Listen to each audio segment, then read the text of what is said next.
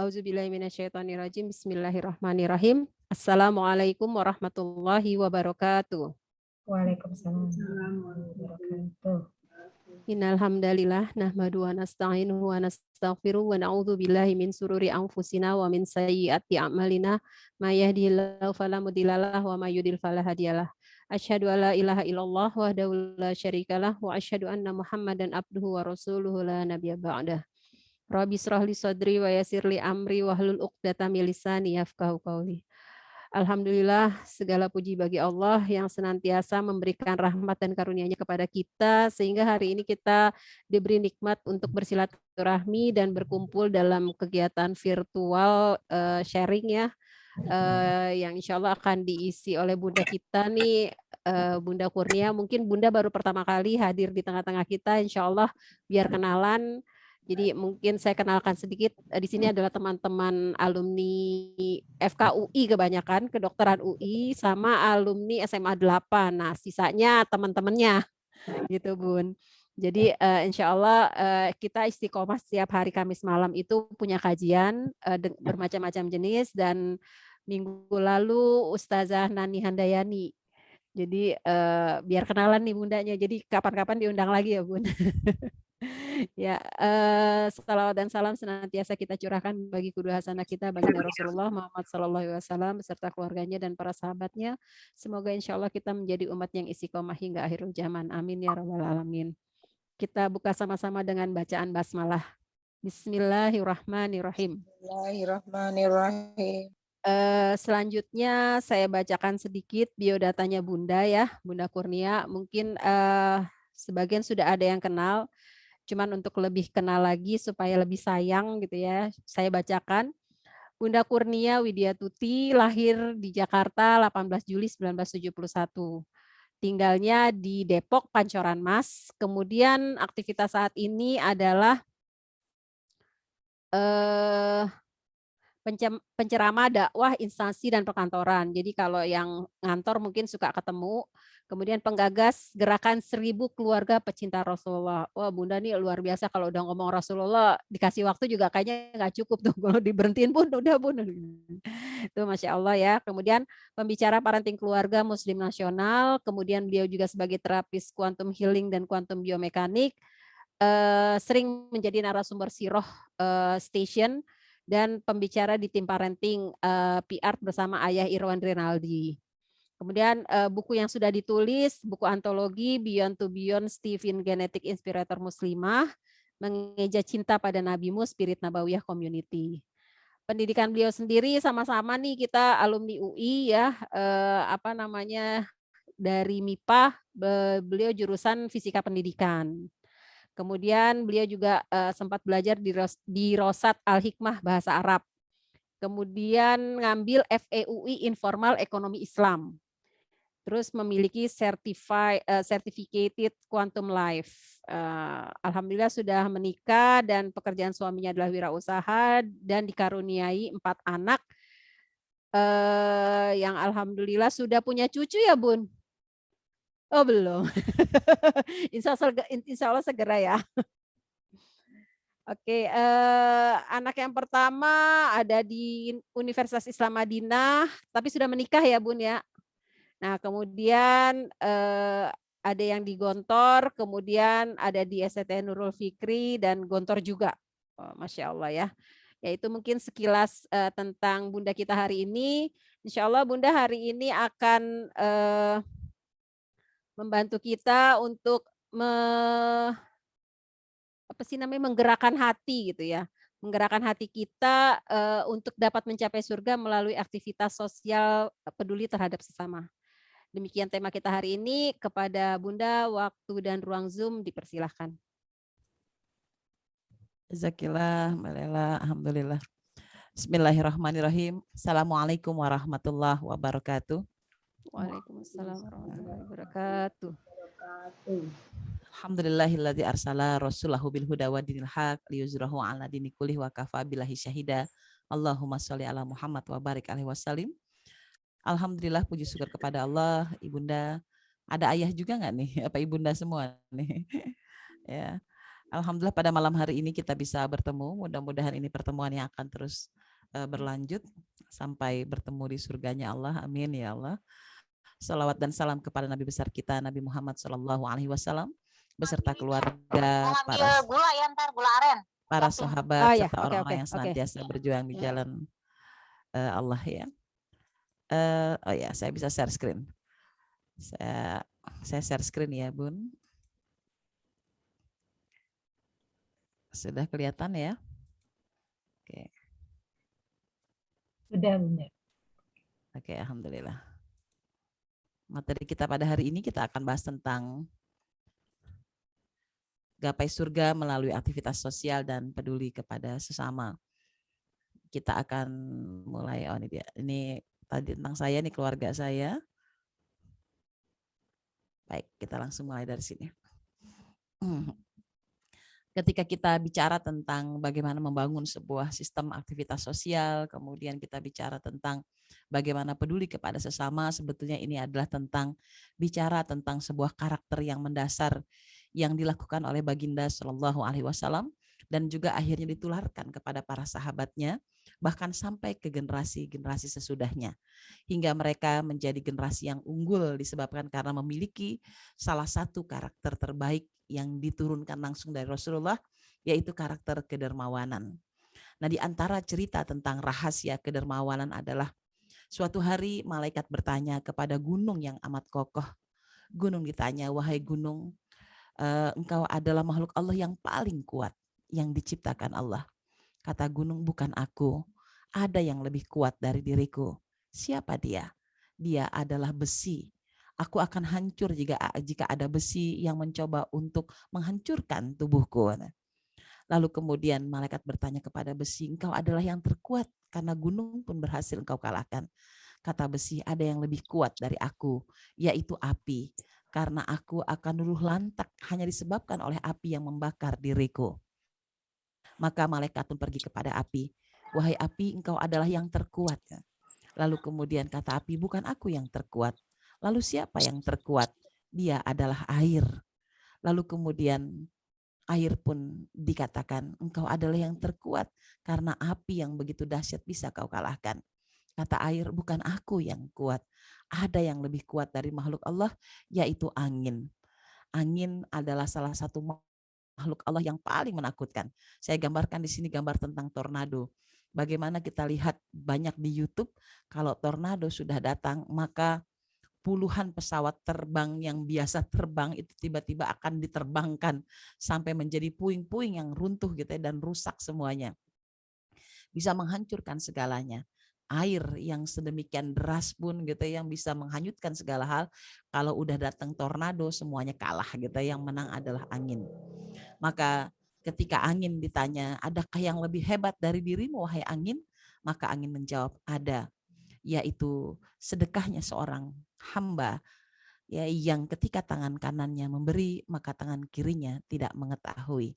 Jadi ikhlasnya seorang hamba yang memberikan sesuatu ya kepada orang di sekitarnya itu justru mendatangkan sesuatu yang lebih besar dan lebih dahsyat daripada angin gitu ya. Kalau saya ngebayangin berarti kekuatan sedekah itu mampu meluluh lantakkan gitu ya apa-apa peristiwa-peristiwa mara bahaya, bencana gitu, yang bisa menyelamatkan seseorang dari sesuatu yang sangat krisis sekalipun. Saya jadi teringat tentang kisah seorang lelaki yang telah ditakdirkan menderita kanker stadium 4. Maka begitu dia mendengar bahwa hidupnya cuma tinggal sebentar lagi dengan kanker stadium 4 seperti itu, dia memutuskan untuk bersedekah. Hartanya yang dia miliki dia sedekahkan sebanyak-banyaknya ya, dan dia hanya ingin melakukan hanya untuk bersedekah saja. Sampai pada suatu malam dia katakan, aku bermimpi ada orang yang datang kepadaku begitu banyak yang mengerumuniku, semua berpakaian putih-putih dari ujung kaki sampai ujung kepalaku, dan aku tidak mengerti apa yang mereka lakukan dengan tubuhku karena aku saksikan mereka sedang mengguncang-guncang tubuhku, lalu seperti ada yang ditariknya dari tubuhku, lalu dimasukkan sesuatu, ditariknya dari tubuhku, dikeluarkan, lalu dimasukkan sesuatu. Dan setelah itu aku tersadar, dan ternyata aku ada di rumah sakit. Aku bertanya kepada keluargaku, apa yang terjadi dengan diriku? Keluarganya menjawab, engkau sesungguhnya telah mengalami pingsan dan ternyata engkau mengalami koma. Sehingga kami amat khawatir dengan keadaanmu. Dan sekarang engkau telah sadar gitu ya. Dan kemudian ketika diperiksakan ternyata kanker yang dialami itu mengalami kesembuhan. Nah dari cerita ini saya dapatkan dari buku cerita tentang bersahabat dengan malaikat. Jadi ternyata malaikat-malaikat Allah itu bisa turun kepada manusia disebabkan sedekahnya gitu, disebabkan sedekahnya. Jadi sampai kalau ada orang udah sampai sakit sampai kayak begitu aja, ini kan nggak logis ya sebetulnya dalam dunia kedokteran. Tapi ternyata bagi Allah itu logis-logis aja. Ya karena kan Allah yang menciptakan manusia dan Allah punya tentara yang banyak. Di antara para tentaranya adalah malaikat. Dan malaikat yang paling mungkin untuk bisa menyelusup ke dalam tubuh kita lalu memperbaiki seluruh sistem sel tubuh kita. Dengan keajaiban itulah seseorang bisa menemukan keajaiban demi keajaiban ya. Dan saya juga sekarang lagi ngalamin peristiwa keajaiban demi keajaiban yang dialami oleh adik kandung saya sendiri yang kena COVID sudah 1 bulan di ruang ICU gitu. Waktu dia pertama kali masuk dengan saturasi 35, kayaknya kita udah give up ya, kayak udah sebentar lagi udah nggak bakal ada lah gitu ya. Kayaknya nyawanya nggak ada. Maka yang kami lakukan adalah kebaikan-kebaikan, memang beliau orangnya dermawannya luar biasa gitu. Apa juga akan ditolong gitu, ada orang nggak sekolah ya dia sekolahin, ada orang punya hutang nggak bisa bayar dia bayarin gitu, orang nggak bisa ngontrak dia kasih uang kontrakannya gitu. Benar-benar Masya Allah kalau bicara kedermawanan luar biasa. Dan sekarang alhamdulillah gitu ya sudah sadar, terselamatkan gitu ya, dan kita semua senang banget. Dan baru saya dapat kabar, saya kemarin masih sempat video call walaupun tidak bisa dialog secara langsung gitu, tapi dia bisa berbisik gitu. Dan hari ini dia bilang saya mau sholat katanya, karena kan dalam keadaan tidak sadarkan diri di ruang ICU, begitu dia sadar yang dia ingat adalah sholat. Dan apa yang kami lakukan untuk menyelamatkan beliau, kita yang masih hidup adalah bersedekah gitu ya, bersedekah. Dan Masya Allah sedekah mampu menyelamatkan seseorang ya, di dalam kondisi yang paling kritis sekalipun. Karena apa tadi ya, mampu mengalahkan angin gitu ya, angin. Allahu Akbar.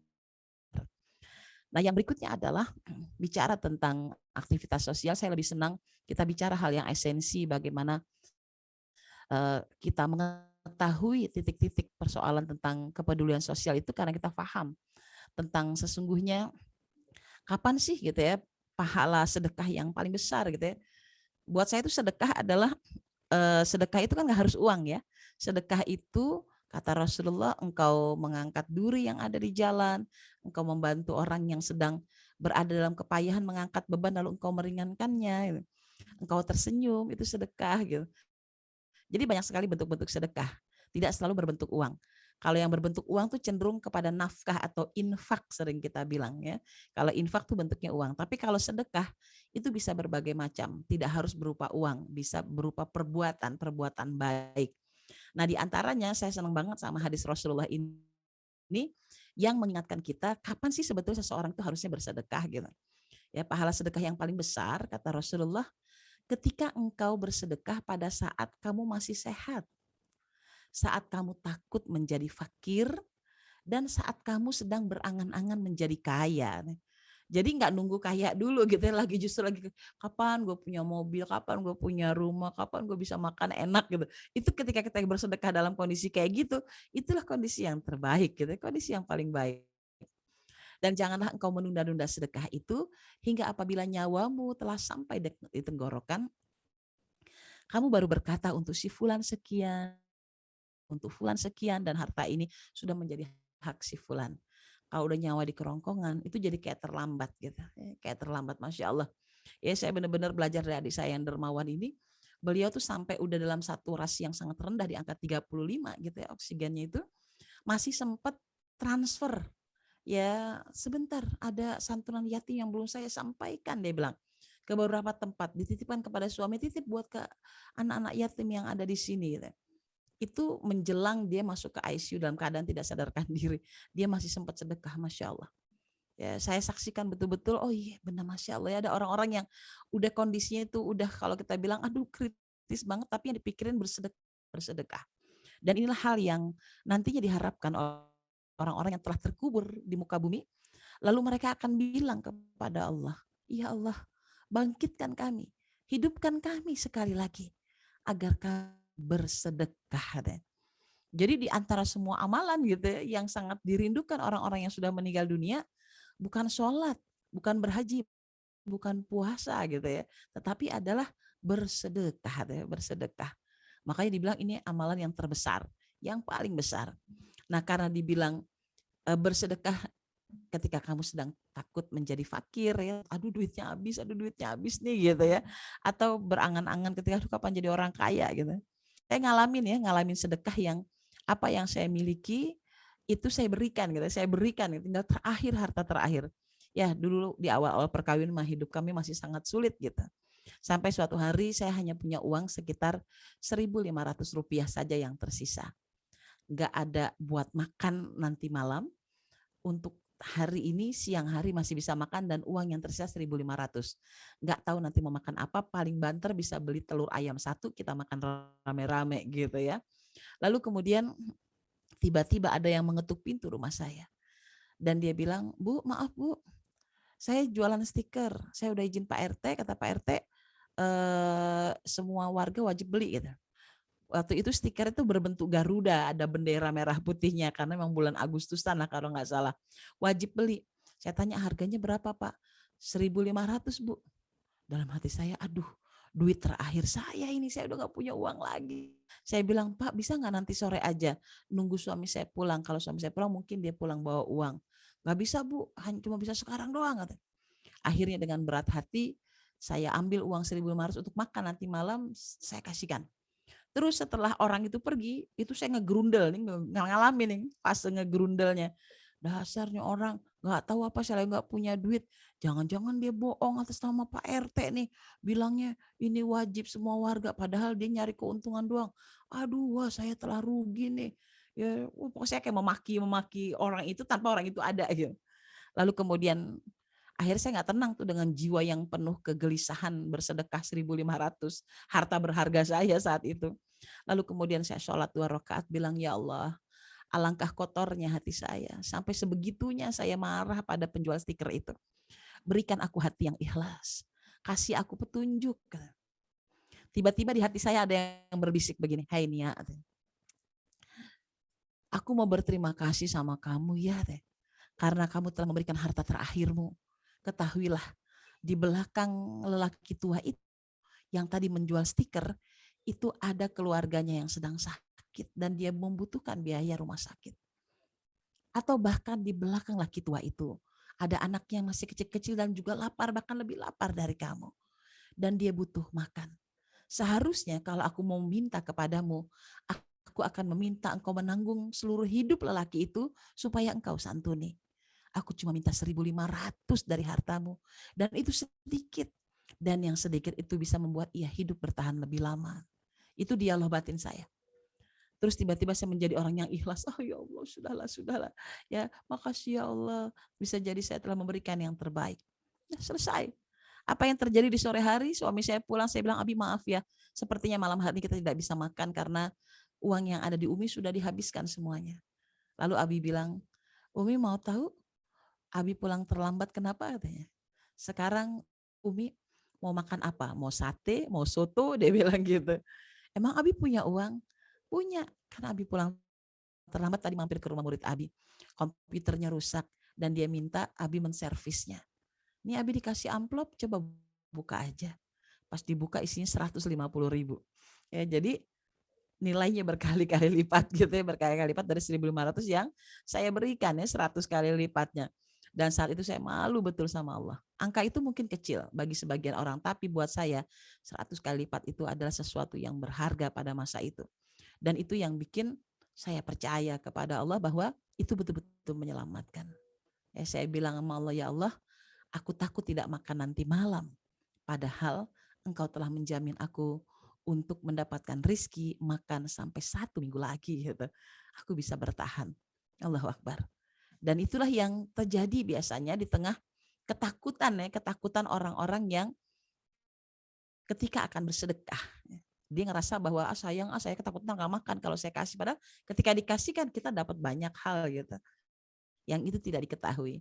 Ingat kembali bahwa sedekah itu, kedermawanan itu sampai kekuatannya mampu mengalahkan angin tornado sekalipun. Gitu. Jadi mampu menyelesaikan solusi hidup kita.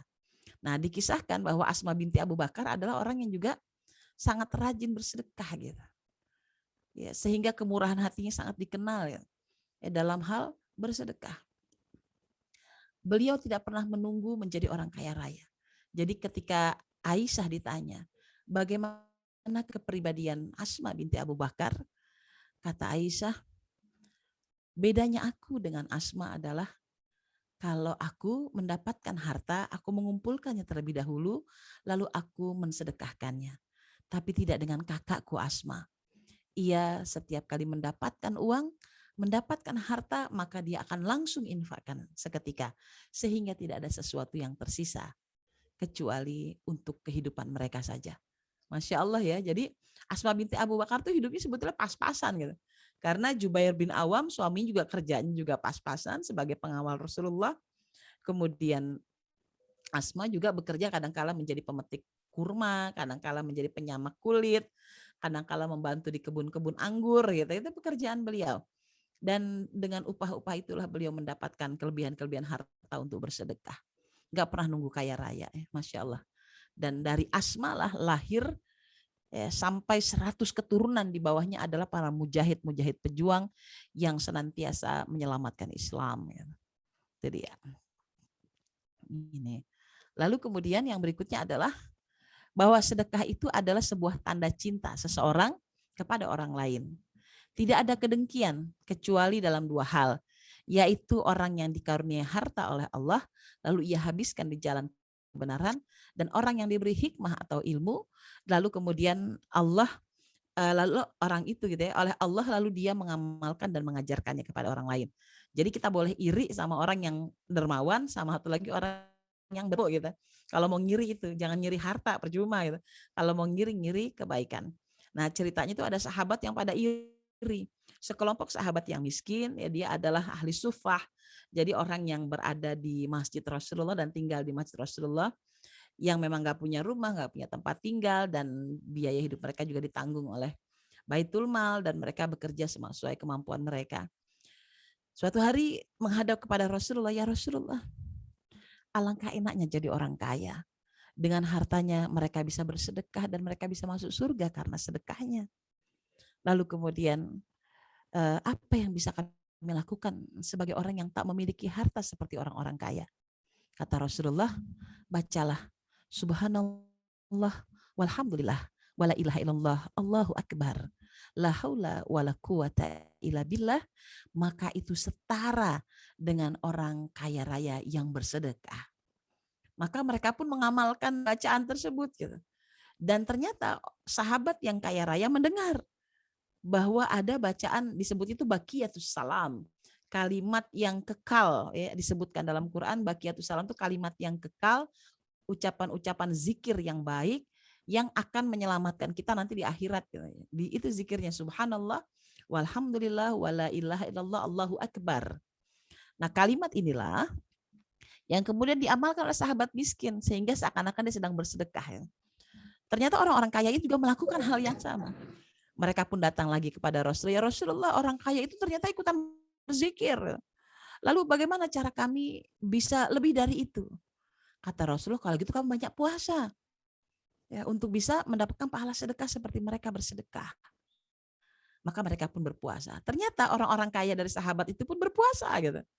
Maka mereka pun meminta lagi, ya Rasulullah, kali ini kami minta kepada engkau untuk mendapatkan pahala yang setara dengan mereka orang-orang kaya yang juga membaca zikir, lalu kemudian mereka berpuasa. Kata Rasulullah, bangunlah di waktu malam untuk sholat malam. Mereka pun melaksanakan sholat malam. Dan ternyata orang-orang kaya raya itu tetap sholat malam. Hingga untuk ketiga kalinya mereka datang, ya Rasulullah, kami tidak bisa mengalahkan mereka. Mereka ternyata juga sholat malam. Maka kata Rasulullah, itulah kelebihan orang kaya yang dermawan, lagi disertai akhlak yang mulia dengan kesolehan. Maka siapapun tak akan pernah bisa mengalahkan mereka. Masya Allah ya. Jadi para sahabat itu kaya raya juga ahli ibadah gitu ya, ahli ibadah. Nah, jadilah seseorang yang meletakkan dirinya itu tuh punya karakter demikian gitu ya. Karakter kesolehan itu yang kayak begitu. Yang dia tuh bisa menghabiskan hari-harinya meskipun dia kaya raya tapi tidak pernah melupakan tentang ibadah ya, sebagaimana para sahabat melakukannya. Gitu. Selanjutnya adalah perlombaan kedermawanan. Itu adalah hal yang selalu dilakukan oleh Rasulullah dan para sahabat gitu. Kebiasaan baik Rasulullah adalah dia selalu kontrol ya para sahabat tentang perkembangan karakter di bawah pembinaannya gitu. Kan Rasul tugasnya adalah membina akhlak ya, dan menumbuhkan karakter-karakter baik yang ada di dalam diri manusia untuk dihadirkan ya. Sehingga wajar jika dia selalu mengecek keadaan umatnya ya. Di sewaktu subuh, pada sholat subuh beliau bertanya, siapakah di antara kalian yang hari ini berpuasa? Tidak ada seorang pun yang mengangkat tangan. Lalu Umar berkata, ya Rasulullah tadi malam aku niat puasa, tetapi aku tidak jadi puasa. Dan ternyata ada yang mengangkat tangan, yaitu Abu Bakar. Ya. Aku sebetulnya tidak ada yang bisa aku makan hari ini, maka aku memutuskan untuk berniat untuk berpuasa. Lalu kemudian Rasul bertanya lagi, siapakah di antara kalian hari ini yang telah memberi makan orang miskin, orang yang lapar? Lalu kemudian dia mengacungkan tangan lagi, Abu Bakar lagi. Kata Umar, ya Rasul, siapa yang pagi hari ini sempat untuk bersedekah, ya, untuk ngasih nyari orang yang lapar, sementara kami harus memburu ke masjid untuk sholat subuh bersama engkau gitu. Ternyata Abu Bakar sudah melakukan. Kata Abu Bakar, aku dengar gitu, Abdurrahman bin Auf sedang sakit. Dan kebetulan ketika aku menuju ke masjid, anakku membawa sepotong roti. Maka aku memberikan roti itu kepada Abdurrahman bin Auf agar ia segera disembuhkan oleh Allah. Dan Rasul kembali bertanya, yang menjenguk orang sakit gitu. Yang dijenguk ya Abdurrahman bin Auf juga lagi sakit dan dikasih makanan. Dan begitulah Abu Bakar. Siapa yang telah bersedekah hari ini, dia bersedekah dengan hartanya sampai sepagi itu. Kata Abu Bakar, demi Allah aku tak akan pernah bisa mengalahkan Abu Bakar soal kecepatan ini. Kecepatan itu luar biasa gitu. Makanya kedudukan Abu Bakar itu kedua ya setelah Rasulullah Shallallahu Alaihi Wasallam. Orang yang punya imannya itu luar biasa, katanya dia bilang nggak bisa diduplikasi, sampai Rasul bilang andai iman semua manusia ditimbang masih tetap berat imannya Abu Bakar gitu. Jadi bayangin iman semua manusia ditimbang, ternyata masih beratan imannya Abu Bakar. Saking dia tuh yakin, hakul yakin kepada Allah dan Rasul itu luar biasa. Ya, mungkin semua teman-teman udah pernah dengar ya bagaimana Abu Bakar tuh menghadiahkan infak seluruhnya untuk Rasulullah dan untuk dakwah. Ketika ditanya, apa yang kau tinggalkan untuk keluargamu? Cukup ku tinggalkan Allah dan Rasulnya gitu.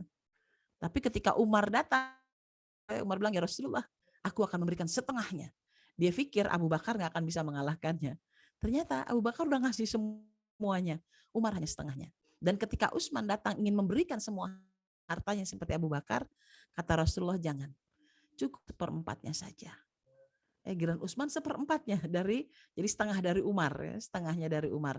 Dan sampai hari ini harta Utsman bin Affan masih tersimpan sampai hari ini dan masih dijadikan sebagai deposito biaya istilahnya hasil bagi hasil dari deposito tabungan Utsman bin Affan sampai hari ini masih dipakai untuk perbaikan Masjidil Haram dan Masjid Nabawi, ya, Masya Allah ya. Itu disebabkan dengan adanya hartanya Utsman bin Affan. Kebun kurma juga masih ada dan tumbuh subur. Karena memang Rasulullah menginginkan Utsman menjadi orang yang dipercaya di dalam hal pengelolaan sedekah gitu ya, pengelolaan harta. Dan Abu Bakar kenapa semuanya diambil sama Rasulullah? Karena Rasul tahu Abu Bakar itu orang yang paling yakin Allah akan memberi ganti kepadanya.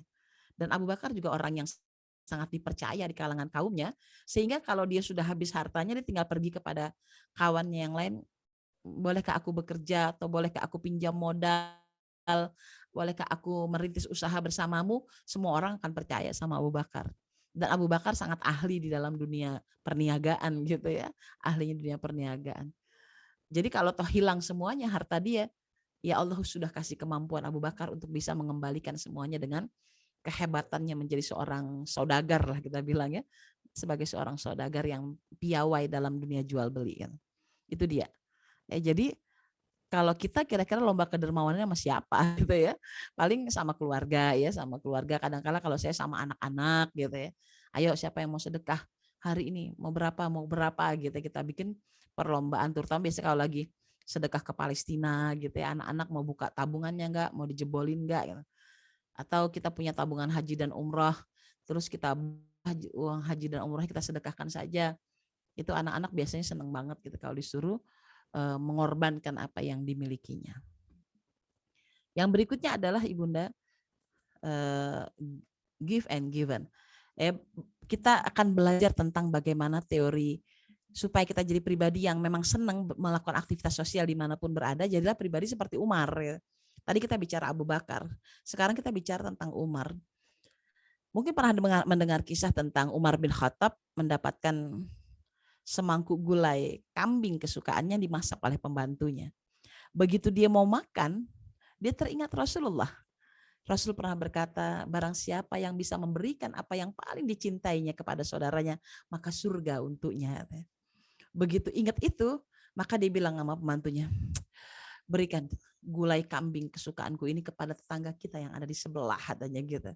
Maka diantarkanlah kepada tetangga yang ada di sebelah.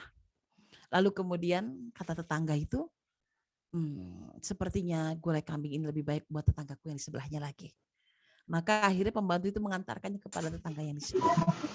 Terus begitu, tetangga yang di sebelah, sampai pada akhirnya di bagian sebelah nih, saya nyebut sebelah kiri, tadi saya kanan, lalu dari sebelah kiri itu adalah rumah ketujuh. Di rumah yang ketujuh inilah orang yang ketujuh mengatakan, aku melihat gulai kambing ini sangat enak. Tapi alangkah baiknya jika gulai ini diberikan kepada Amirul Mukminin. Tolong sampaikan ini untuk Amirul Mukminin. Maka sampai lagi di tempat Umar dan Umar makannya gitu. Lihat, terjadi sebuah proses pemindahan dari kiri kanan, muter dulu kebaikannya, muter, lalu datang dari sebelah kiri. Jadi sebetulnya rumus bersedekah itu sederhana kalau kita pengen dapat ganti dari Allah. Ya, kan kita suka bilang begini, emang boleh apa enggak sih gitu ya? Kalau kita sedekah ngarepin dapat balasannya gitu ya. Ya Allah biar dagangan saya laris, ya Allah biar saya lebih sehat, saya bisa dapat ganti yang lebih banyak, utang saya bisa lunas, saya mau sedekah nih. Sebenarnya boleh apa enggak sih? Itu kan berarti masih pamrih. Kalau pamrihnya sama Allah boleh. Yang pamrih sama manusia itu enggak boleh. Nah yang pamrih sama manusia itu kayak begini nih. Kita ngasih ke sebelah kanan nih, kita berikan bantuan kita, lalu kita mengharapkan si bantuan itu kembali lagi kepada kita. Jadi baru dikasih langsung balik lagi. Nah kalau orang yang bersedekah karena Allah, berbuat baik karena Allah, dia berikan dari sebelah kanan, dia biarkan saja. Kebaikannya itu berlipat ganda. Biarkan itu orang yang tadi tolong memberikan kebaikan lagi. Dia nggak balas ke kita, no problem gitu, nggak masalah. Karena Allah sudah siapkan ganti dari sebelah kiri, seseorang entah yang siapapun yang akan menggantikan apa yang pernah kita berikan kepada orang yang di sebelah kita. Yang sebelumnya. Bisa dipahami ya benar? Jadi muter dulu, muter gitu. Itulah cara kita memahami sedekah. Sehingga dengan konsep yang Umar alami ini, saya menjadi lebih mudah ya secara pribadi membahas kisah ini, membuat saya menjadi lebih mudah untuk jadi pribadi yang ya easy going aja gitu. Kalau ada orang udah kita tolong dia kagak berterima kasih ya nggak masalah juga gitu. Udah kita tolong dia nggak membalas kebaikan kita dengan kebaikan lagi, malahan galak, malahan jahat gitu. Ya sudah gitu. Datang kita menolong orang itu, kemudian orang itu malahan nggak nganggep kita sebagai apa-apa, bahkan mungkin melupakan kita bilang kacang lupa kulit gitu ya. Ya udah nggak masalah juga gitu. Dengan konsep sesederhana ini membuat kita tuh siap memberi dan lalu pada akhirnya kita akan mendapatkan pemberian dari Allah. Ya, dari Allah langsung. Begitu terus. Hidup itu tawaf, saya menyebutnya. Jadi biarkan kebaikan kita yang sudah kita keluarkan kepada orang di sini, kita dapat gantinya dari orang lain di sebelah sini gitu. Ya, dari tempat yang berbeda. Makanya ada istilah rezeki datang dari tempat yang tidak disangka-sangka gitu. Seringnya kayak begitu gitu ya. Makanya kenapa jangan bosan-bosan berbuat baik. Berbuat baik di mana saja. Di mana saja. Yang berikutnya adalah tentang selalu menjadi yang terbaik dan memberikan yang terbaik. Ketika turun Quran surah Al-Imran ayat ke 90 berapa nih saya lupa 95 apa 59 nih. Lan tanalul birra hatta tunfiqu mimma tuhibbun. Wa ma yunfiqu min syai'in fa innallaha bihi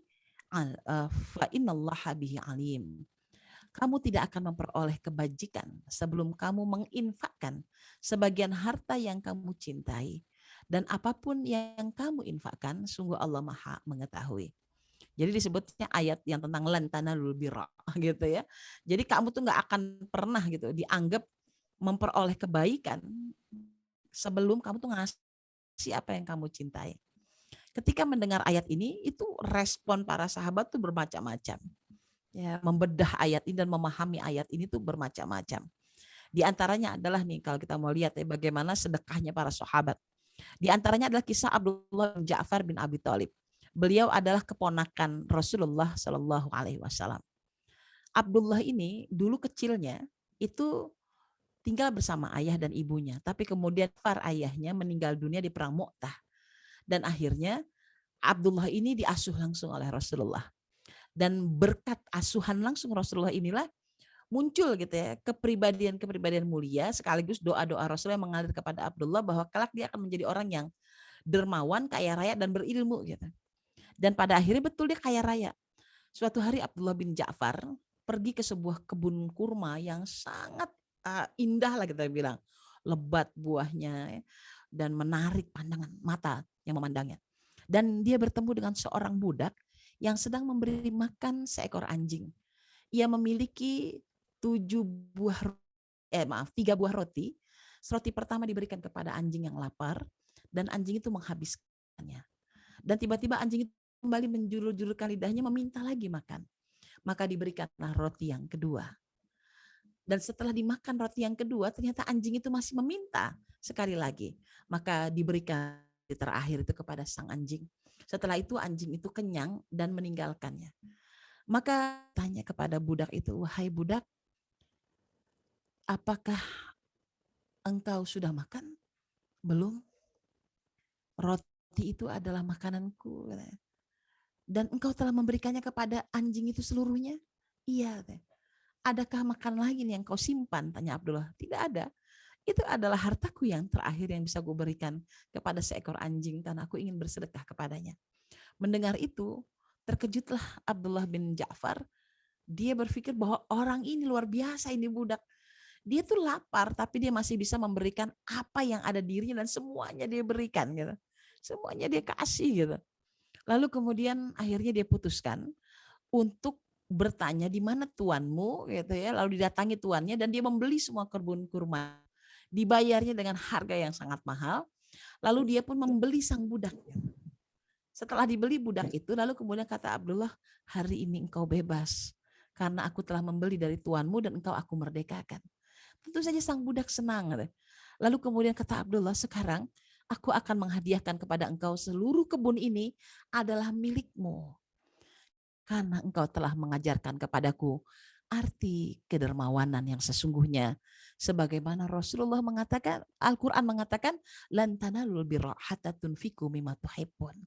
Bahwa kebajikan seseorang itu takarannya adalah memberikan sesuatu yang paling dicintainya. Yang paling akhir istilahnya gitu ya. Maka kata sang budak, tidak. Engkaulah yang sangat dermawan karena engkau telah memberikan kepadaku kebebasan dari seorang budak lalu kemudian kau menghadiahkan aku kebun kurma. Itu tidak ada apa-apanya karena aku masih meninggalkan lagi harta yang banyak di belakangku yang masih belum aku berikan seluruhnya. Bukan harta yang masih kucintai, itu hanya bagian kecil saja. Masya Allah ya. Itu Abdullah bin Ja'far ketika bertemu sang budak. Jadi sebetulnya menjadi orang yang bisa menginfakkan seluruh hartanya yang sedikit itu, nggak perlu menunggu jadi orang yang berkelebihan, karena budak yang miskin itu saja bisa memberikan itu. Gitu. Kenapa kita tidak gitu ya? Mungkin kita punya gini, oh saya punya jilbab nih, saya pernah ngalamin ini pengalaman saya. Jadi saya pergi umrah, karena saya pembimbing umrah. Saya pergi umrah, saking seringnya pergi umrah lah ya, saya udah tahu tips-tips bawa baju segala macam. Maka saya putuskan semua baju-baju saya yang itu yang memang vital sekali untuk dipakai, sudah saya masukkan dalam koper kecil gitu dan saya titipkan kepada kawan saya yang berangkat duluan gitu. Nah, supaya saya nggak repot karena saya masih ada acara sebelum berangkat umrah, ya sudah saya bawa tas yang baju-bajunya tuh ya pakaian utama dan cuma apa potong saja, 2 potong apa 1 potong gitu ya. Saya bawa dalam tas cabin supaya saya ringan. Saya berangkatnya belakangan sebab terbangnya. Begitu saya mau pakai baju itu, ternyata koper yang saya sudah titipkan kepada kawan itu tertinggal di bandara dan nggak diambil-ambil selama beberapa hari. Jadi selama di Mekah dan Madinah, saya betul-betul pakai baju basah kering di badan itu yang itu saja gitu.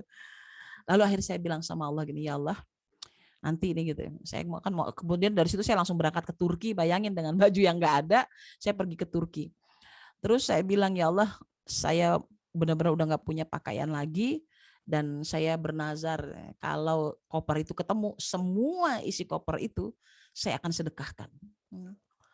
Ternyata kopernya ketemu gitu dan udah sampai duluan di Indonesia. Sementara sayanya masih di Turki pada saat itu. Begitu saya sampai Indonesia, saya buka kopernya benar lengkap dan itu saya langsung sedekahin. Itu kalau ngelihat koper, ya Allah, itu ya, itu betul-betul baju terbaik saya gitu. Baju terbaik saya. Bayangin aja orang kita kalau umrah kan pengennya di hadapan Allah pakai baju yang ternyaman, terpantas gitu. Itu ya Allah terasa banget. Dan tapi ternyata memang itu enak bener gitu. Karena apa? Saya membuktikan kekuasaan Allah, buat Allah tuh gampang, buat mengembalikan yang hilang itu menjadi kembali lagi kepada saya. Itu terasa itu. Bagaimana cara kita memberikan terbaik. Ya baju, ya jilbab, ya semuanya ya yang terindah gitu. Yang harganya mungkin lebih mahal sekali gitu. Nah, Masya Allah gitu. Nah, kita bisa lakukan itu, latihan-latihannya. Nah, lalu kemudian sahabat lain yang juga mempraktekkan tentang lantanul birra hatta tunfiqu mimma tuhibbun ini, memberikan yang terbaik dari adalah Ar-Rabi Al-Qadi. Beliau seorang lelaki buta dengan tabiin. Beliau juga seorang hakim yang agung karena kesolehan dan ilmunya yang luar biasa. Suatu hari anaknya berkata kepada Ar-Rabi, ayah, hari ini ibu memasak untukmu kue gitu ya, yang dikenal dengan nama halwah gitu. Halwah itu kalau kita makan di Mekah dan Madinah adalah semacam baklavanya orang Turki, manis, enak gitu ya, legit gitu ya. Itu namanya halwah gitu. Masaknya susah karena dibikin dari bahan-bahan yang sulit didapat sehingga proses pengolahan juga rumit gitu. Dan itu kata sang anak, ibu telah menyempatkan memasak makanan yang sulit dibuat ini dengan makanan yang dengan bahan yang berkualitas untukmu ayah deh. Mana halwanya? Biar aku cicipi, aku pengen makan. Begitu mau masuk ke mulut Ar-Rabi, tiba-tiba pintu rumah diketuk. Buka pintu rumahnya, nak. Ternyata ada seorang lelaki gila yang berteriak-teriak minta makan. Lalu kemudian kata Ar-Rabi, berikan halwah ini kepadanya, wahai anakku. Maka diberikanlah halwah itu. Anaknya mengira bahwa orang gila itu akan mengambil satu potong saja. Tapi ternyata semua halwa yang ada di piring itu, di baki itu, diambilnya semua dan dimakannya. Lalu sang anak bilang kepada ayahnya, ayah, mengapa ayah memberikan semua halwa yang telah dibuat ibu dengan susah payah untukmu, ayah? Dan sekarang lelaki gila itu telah menghabiskan semua makanan yang enak itu untuknya. Sementara ia tidak menyisakan sedikit pun untuk kita, ayah. Kalau saja tadi ayah bilang kepadaku, nak pergi ke belakang, ambil makanan lain untuknya, pasti aku berikan. Tapi tidak dengan halwa ini, ayah. Apa kata sang ayah? Nah, lan tanalul birra hatta tunfiqu mimma tuhibbun. Kamu tidak akan pernah sampai kepada kebajikan yang sempurna. Kebajikan yang sesungguhnya sebelum engkau menginfakkan apa yang terbaik yang paling kamu cintai. Dan itu adalah makanan terbaik yang kita miliki. Dan anaknya pun tersadarkan. Masya Allah ya. Begitulah orang-orang di masa silam memberikan pembelajaran yang luar biasa kepada kita. Mampu memberikan apa yang paling kita cintai untuk orang di sekitar kita. Ini materi kita semuanya kisah ya Bu ya. Jadi memang dari awal sampai akhir kisah. Karena memang kalau cerita kedermawan tuh paling enak ya bukan teori, tapi membuktikan orang-orang di sekitarnya yang telah mempraktekannya. Yang berikutnya adalah kita bicara tentang di antara sekian banyak jenis sedekah, infak, manakah yang paling gitu ya, yang paling kuat kualitasnya. Ternyata yang paling terbaik kualitasnya adalah wakaf. Wakaf adalah amalan yang meski usia terputus, pahalanya akan mengalir terus. Ya. Misal ya, saya orang yang selalu menggerakkan gerakan wakaf. Pokoknya karena saya punya gerakan 1000 keluarga pecinta Rasulullah, 1000 keluarga pecinta Rasulullah itu bukan 1000 komunitas, tapi 1000 komunitas, 1000 orang di setiap kabupaten. Sementara seluruh Indonesia, sebagian besar kabupaten sudah saya datangi. Dan setiap kabupaten di mana saya ceramah akan berkumpul 500 orang. 500 orang hari pertama, 500 orang hari kedua dalam satu event, dalam satu perjalanan saya dakwah misalkan di satu daerah, satu kabupaten, maka 1.000 orang langsung terbentuk gitu. Orang yang mencintai Rasulullah. Nah, saya jadi sering melakukan program wakaf ya untuk membagi-bagikan buku kisah Rasulullah, itu banyak juga yang ikut. Kadang juga gerakan wakaf untuk Al-Quran. Kadang-kala saya pernah menjual wakaf gitu ya, wakaf rumah tahfiz Quran dengan 1 cm persegi gitu ya. 1 cm persegi. Ya saya bilang siapa yang mau berwakaf 1 cm persegi hanya dengan Rp25.000 saja kami menjualnya gitu ya. Dan ternyata banyak yang berwakaf dengan Rp25.000 karena apa? Ringan banget. Kenapa mereka mau berwakaf? Karena saya bilang gini, jangan lihat 1 cm perseginya, tapi lihatlah kedalaman bumi yang lapisannya tak bisa diukur berapa ratus kilometer ke bawah. 1 sentimeter itu akan menjadi penyelamat kita di akhir. Jadi kalau mau berwakaf itu nggak usah repot-repot gitu, nggak usah nunggu banyak gitu. Wah, mesti sekian hektar, sekian ribu meter kita infakin buat rumah tahfiz, buat masjid, nggak harus gitu.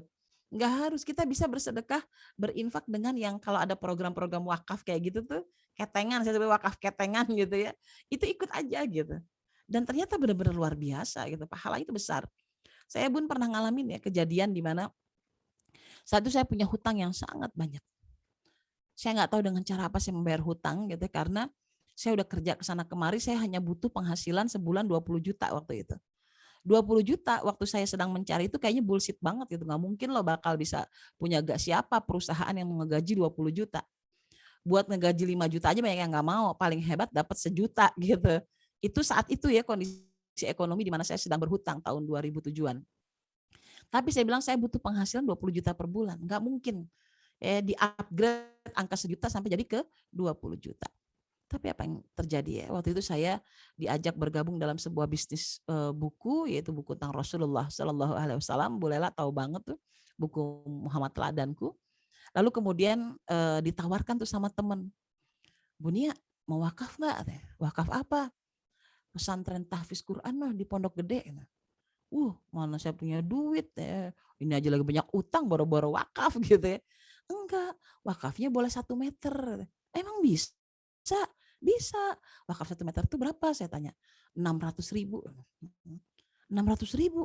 Waktu itu buat saya 600.000 hampir tidak mungkin untuk bisa membelinya. Tapi saya bilang dengan keyakinan penuh, saya ambil wakafnya Mbak. 1 meter persegi saja. Ya, emang mempunyai segitu buat saya itu hampir nggak mungkin saat itu. Apa yang terjadi? Diproseslah oleh kawan saya, kata kawan saya gini, siap Bu Nia, saya langsung proses ya, saya sampaikan bahwa Bu Nia sudah berwakaf, padahal duitnya belum saya transfer, belum saya kasih sama sekali, langsung keluar sertifikatnya diserahkan kepada saya.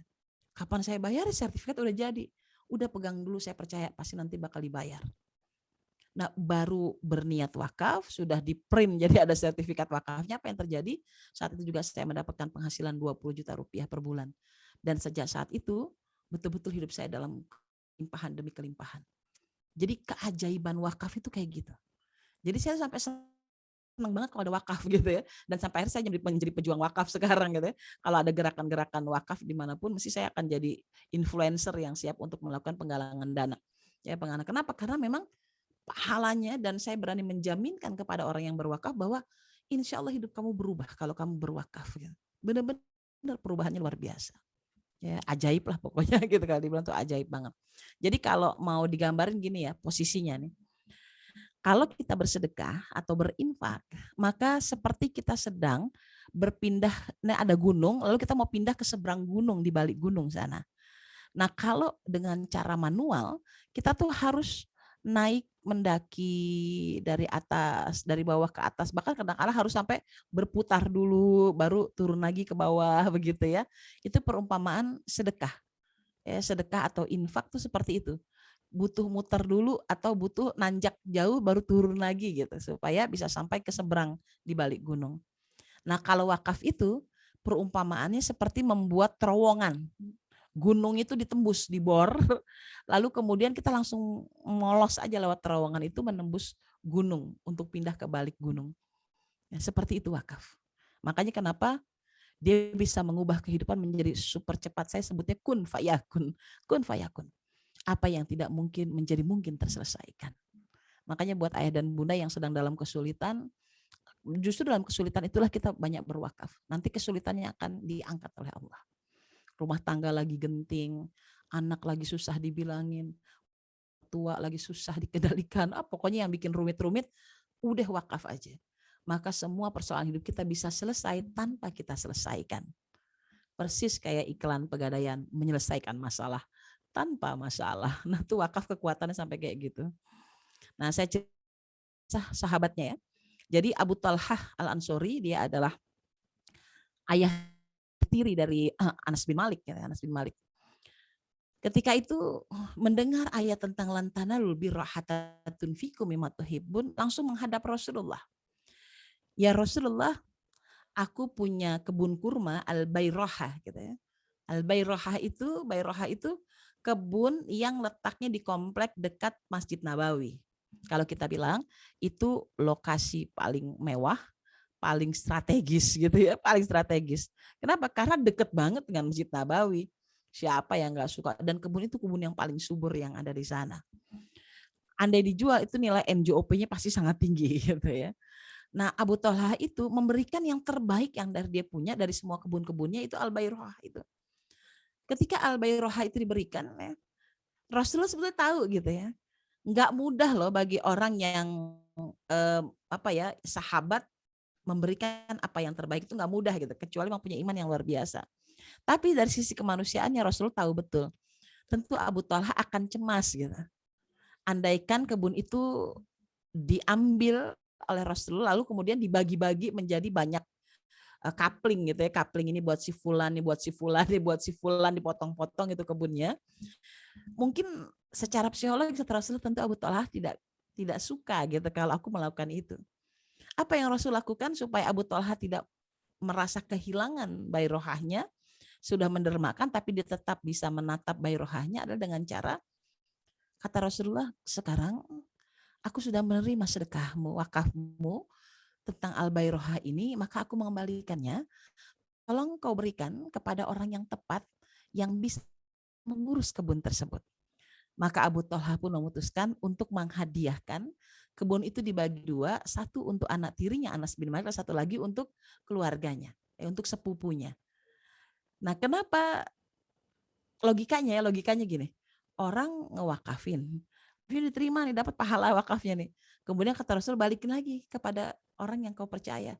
Dan Abu Talhah ngebaginya bukan kepada semua sahabat yang nggak punya kebun, nggak, dibagiin kepada keluarganya sendiri. Ya, tujuannya adalah untuk membuat keikhlasan itu tumbuh pada diri Abu Talhah. Setidak-tidaknya dia tidak merasa kecewa dengan wakaf atau sedekah yang telah dikeluarkannya. Paling enggak dia merasa tenang, alhamdulillah kebun ini sudah kuwakafkan, yang ngurusin masih keluargaku sendiri, anakku yang ngurusin, aku masih bisa lihat. Kemudian sepupuku sendiri yang aku percaya dia pandai merawat kebun ini sehingga buku kurmanya itu selalu berbuah dengan sangat bagus gitu. Kebayangkan kalau Rasul sampai membaginya menjadi 100 petak misalkan. Lalu kemudian Abu Talhah datang lihat kebunnya udah dibagi-bagi ke 100 orang sahabat. Dia akan murung, ntar kebun yang di sini bagus, kebun yang di sebelah sini jelek karena tidak terurus, kebun yang di sini mungkin sudah ditebang-tebang kurmanya, bentuknya jadi berantakan. Masya Allah ya. Jadi Rasulullah itu sangat memperhatikan soal perasaan seseorang yang tahu bahwa berwakaf itu nggak mudah gitu. Berwakaf itu tidak mudah. Makanya Rasul pun memberikan keputusan yang sangat bijaksana. Nah, ini buat teman-teman di sini kalau mau menjadi orang yang luar biasa dalam memberikan wakafnya gitu ya, maka segeralah dengan cara mengambil langkah ini untuk menyelesaikan persoalan hidup. Yang berikutnya ya. Kalau tadi al-bayrahah yang diberikan, nah ini yang kebalikan dari al-bayrahah. Sedekah dengan sebutir kurma, ya. Jauhkanlah dirimu dari api neraka walau hanya sedekah sebutir kurma, gitu ya, Masya Allah ya. Jadi peluang lantanalul birra itu memberikan kebaikan terhadap apa yang dicintai itu, bahkan sampai nggak punya apa-apa tetap bisa dapat pahala surga gitu ya. Bisa dijauhkan dari api neraka. Nah ini kisahnya adalah kisah cintanya Nuaim kepada Rasulullah Shallallahu Alaihi Wasallam. Suatu hari Nuaim itu melewati pedagang anggur. Ini cerita pertama, pedagang anggur. Kemudian ketika lihat anggur yang segar itu, dia kebayangin, yang dibayangin ini, kalau saja anggur itu masuk mulut Rasulullah, dikunyah-kunyah, dia bayang gitu ya. Lalu si anggur itu menggelusur gitu ya ke kerongkongan Rasulullah. Di hari yang panas terik seperti ini, tentu kerongkongan Rasulullah akan merasakan kesegaran yang luar biasa. Jadi Nuaim itu ngelihat anggur, yang dibayangin bukan dirinya ngiler, ngences gitu ya. Tapi ngebayangin Rasulullah itu ngerasain kenikmatan yang menyegarkan gitu dengan anggur tersebut. Maka Nuaim bilang kepada penjual anggurnya, antarkan anggur ini ke rumah Rasulullah. Ya, segeralah sahabat itu mengantarkan anggur itu kepada Rasulullah. Lalu kemudian Rasul menerimanya. Dari siapa ini? Dari Nuaim ya Rasulullah. Ia meminta engkau memakannya. Maka dimakanlah. Ya dimakan. Nuaim masih tetap di situ, di tempat tukang anggurnya. Tukang anggur itu datang. Ya Nuaim, sudah kuberikan pada Rasulullah, mana bayarannya? Bayaran? Aku tidak mengatakan aku membeli. Aku hanya mengatakan antarkan anggur ini kepada Rasulullah, katanya gitu. Sehingga penjual anggur itu pergi kepada Rasulullah lalu kemudian mengadukan, Nuaim nggak mau bayar anggurku. Dia hanya bilang mau mengantarkannya. Maka Rasulullah pun tertawa gitu ya. Nuaim katanya ya. Akhirnya Rasulullah yang membayar anggur itu gitu. Ya Masya Allah ya. Jadi ada orang yang sedekah ya, dia nggak bisa pakai hartanya, dia pakai harta Rasulullah lagi. Maka inilah hadis ini keluar gitu ya, bahwa orang yang bisa sedekah dengan sebutir kurma itu sampai bisa jauh dari api neraka. Ya. Nah di satu sisi yang lain pernah juga gitu ya, Nuaim itu melihat ada kurma kesukaan Rasulullah, itu kurma rutab ya. Kurma rutab itu agak kemerahan tapi empuk tapi seger gitu. Ya, kalau kita pergi umrah, teman-teman mungkin pernah lihat ya, suka ada di kebun-kebun kurma yang warnanya kemerahan atau kekuningan. Yang kuning juga ada, itu rasanya emang enak. Itu namanya kurma rutab, kurma mengkal ya. Rasanya itu emang seger gitu ya, seger banget. Apalagi kalau taruh di kulkas dingin-dingin gitu, udah enak banget ya gitu ya, kalau makan rutab ini. Kayak Itu sawo ya Bun. Kayak sawo manis betul. Ya tapi segar gitu. Nah kata Nuaim, antarkan ini ke rumah Rasulullah, aku tunggu di sini gitu ya. Rasul memakannya nggak dibayar juga gitu. Maka Rasul tertawa sampai giginya kelihatan. Dan Rasul bilang pada para sahabat, jangan boleh ada yang bercanda kepadaku seperti Nuaim bercanda seperti ini ya. Karena dia adalah ahlul jannah, dia ahlus surga, ahlus surga. Jadi Rasul tuh sampai ngedoain Nuaim tuh memang ahli surga, bebas dari api neraka. Karena memang apa yang dilakukannya bukan karena dia ingin menipu gitu. Bukan yang menipu gitu, tapi dia memang kecintaan yang tulus pada Rasulullah. Dengan itulah salah satu yang melahirkan hadis tentang bersedekah kepada sebutir kurma ya, Masya Allah ya. Ya udah kita juga enak banget ya, sebenarnya sedekah tuh gampang ya, nggak usah banyak-banyak. Kadang kita suka ngebayang sedekah kudu yang banyak sih gitu. Apalagi yang suka biar kelihatan orang banyak gitu. Sebenarnya nggak perlu sampai kayak gitu ya, bisa dengan cara yang lain ya. Jadi saya ingat gini Bun, nih tentang sedekah dengan yang sedikit ya. Kita bisa kan ya sedekah dengan, saya selalu sama Abi itu suka keliling ya, kadang sore-sore keliling, ngeliatin tuh sepanjang jalan ada pedagang-pedagang yang kayak nggak laku-laku gitu ya. Karena saya minta stop bi, kita beli dulu. Buat apa sih gitu? Udah beli aja dulu gitu. Kadang saya nggak butuh tapi saya suka beli gitu yang kayak gitu. Ya kita paling nggak menyenangkan hatinya ada makan barang yang dijual itu laku gitu ya.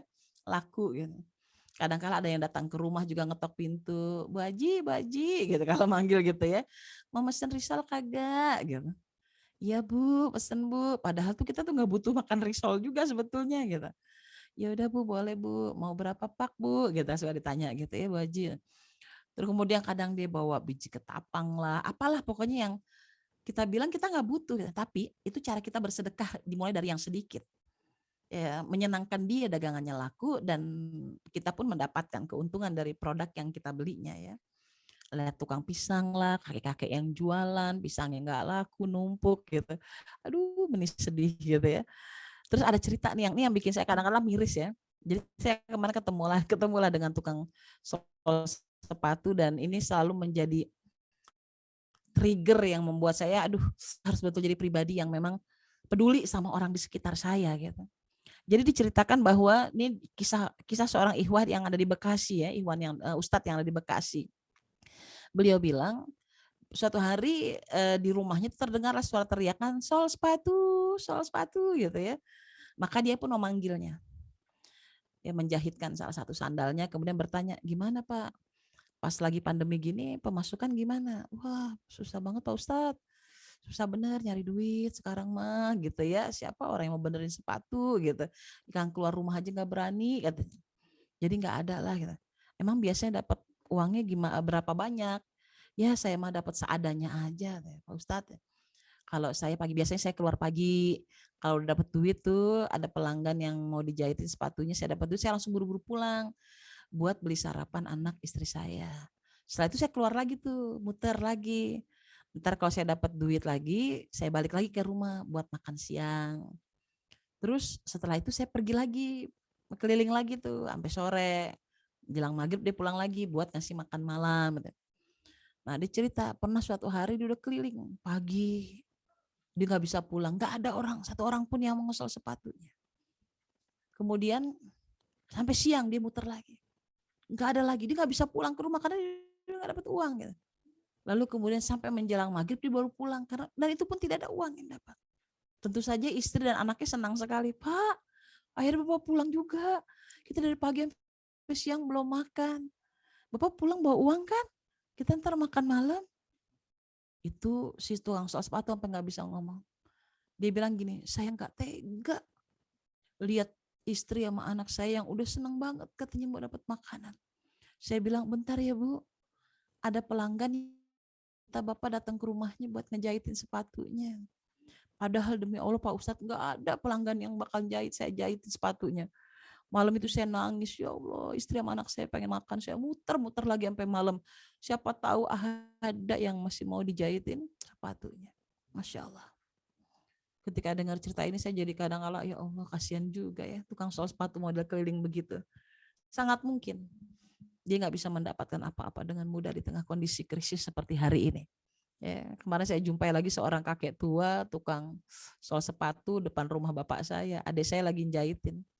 Udah sedekahin lebih banyak. Sampai dia mungkin nggak nyangka bakal dapat uang lebih banyak dari biasanya. Biar dia cepat pulang, kasihan udah tua. Biar dia cepat istirahat. Jangan muter-muter cuma pengen dapat uang buat sekedar makan pagi, makan siang, makan malam. Sementara kita makan buat 1 minggu sudah penuh di kulkas kita. Mungkin untuk 1 bulan stok sembako kita lebih dari itu. Sementara di sekitar kita ada orang-orang yang butuh makan untuk jam per jamnya itu, dia harus berjuang. Allahu Akbar. Sedekahlah, walau hanya dengan sebutir kurma. Karena itu dinantikan orang di sekitar kita. Yang berikutnya adalah harta akan menjadi berkah karena sedekah. Semua yang telah diberikan udah pasti Allah kembalikan. Bahkan sudah jelas dikembalikannya bukan cuma 1, bisa jadi 100 kali, bisa jadi 1000 kali, bahkan lebih dari itu. Sebagaimana kisah tentang kalung Fatimah Az-Zahra. Ketika itu Fatimah itu kan anak Rasul yang dari kecil sampai dia meninggal tuh hidupnya susah gitu. Buat makan aja repot. Kadang-kala mereka harus berpuasa. Sampai pernah berpuasa sampai 3 hari berturut-turut tidak bisa berbuka puasa. Karena setiap kali membuat roti, maka roti yang meminta di 3 hari. Dan 3 hari itu adalah hari di mana Allah menguji dengan mengirimkan malaikat yang menyerupai seorang tawanan perang, seorang laki tua, dan seorang anak yatim. Padahal Allah sedang menguji iman mereka. Itu keluarganya Fatimah. Sampai mereka mau pingsan di hari keempat dan Rasulullah menyelamatkan mereka dengan memberi makan. Nah suatu hari Fatimah Az-Zahra juga di rumahnya tuh gak ada makanan. Datang seorang pengemis meminta makan.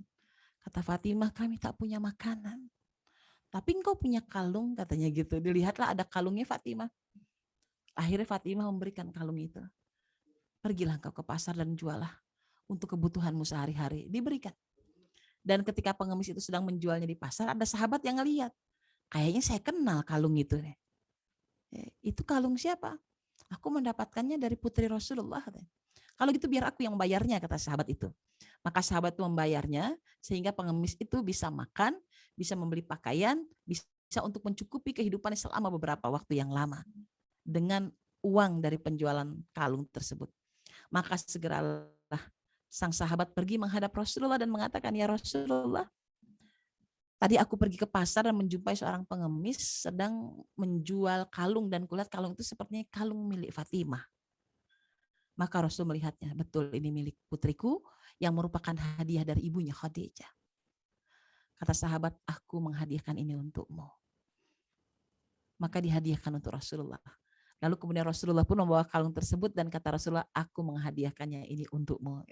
Lihat nih proses berputarnya harta Fatimah. Fatimah ngasih kalung, orang yang terselamatkan tuh banyak gitu ya, yang mendapatkan kebaikan dari kalung itu banyak. Dirinya mendapatkan pahala tanpa batas yang luar biasa dengan sedekah kalungnya. Lalu sang pengemis tercukupi kebutuhan hidupnya sampai batas waktu yang panjang. Lalu kemudian sahabat berinfak gitu dengan hartanya membeli kembali kalung tersebut ya, dan didapat pahala yang banyak dan akan dapat ganti yang banyak pula. Lalu dia sedekahkan kepada Rasulullah, orang yang paling dicintainya. Dan Rasulullah pun tidak mengambil sendiri dan ia pun kembali menghadiahkan kepada Fatimah. Jadi apa yang Fatimah berikan tidak pernah hilang ternyata gitu. Nah sama gitu. Perumpamaan orang yang bersedekah itu persis seperti itu. Yaitu orang yang mengeluarkannya 100.000 akan kembali 100.000 itu tidak pernah hilang. Yang ada 100.000-nya bawa gandengan lainnya gitu. Bawa teman-teman lainnya untuk bisa menjadikan itu sebagai kecukupan dan keberkahan dalam hidup kita ya.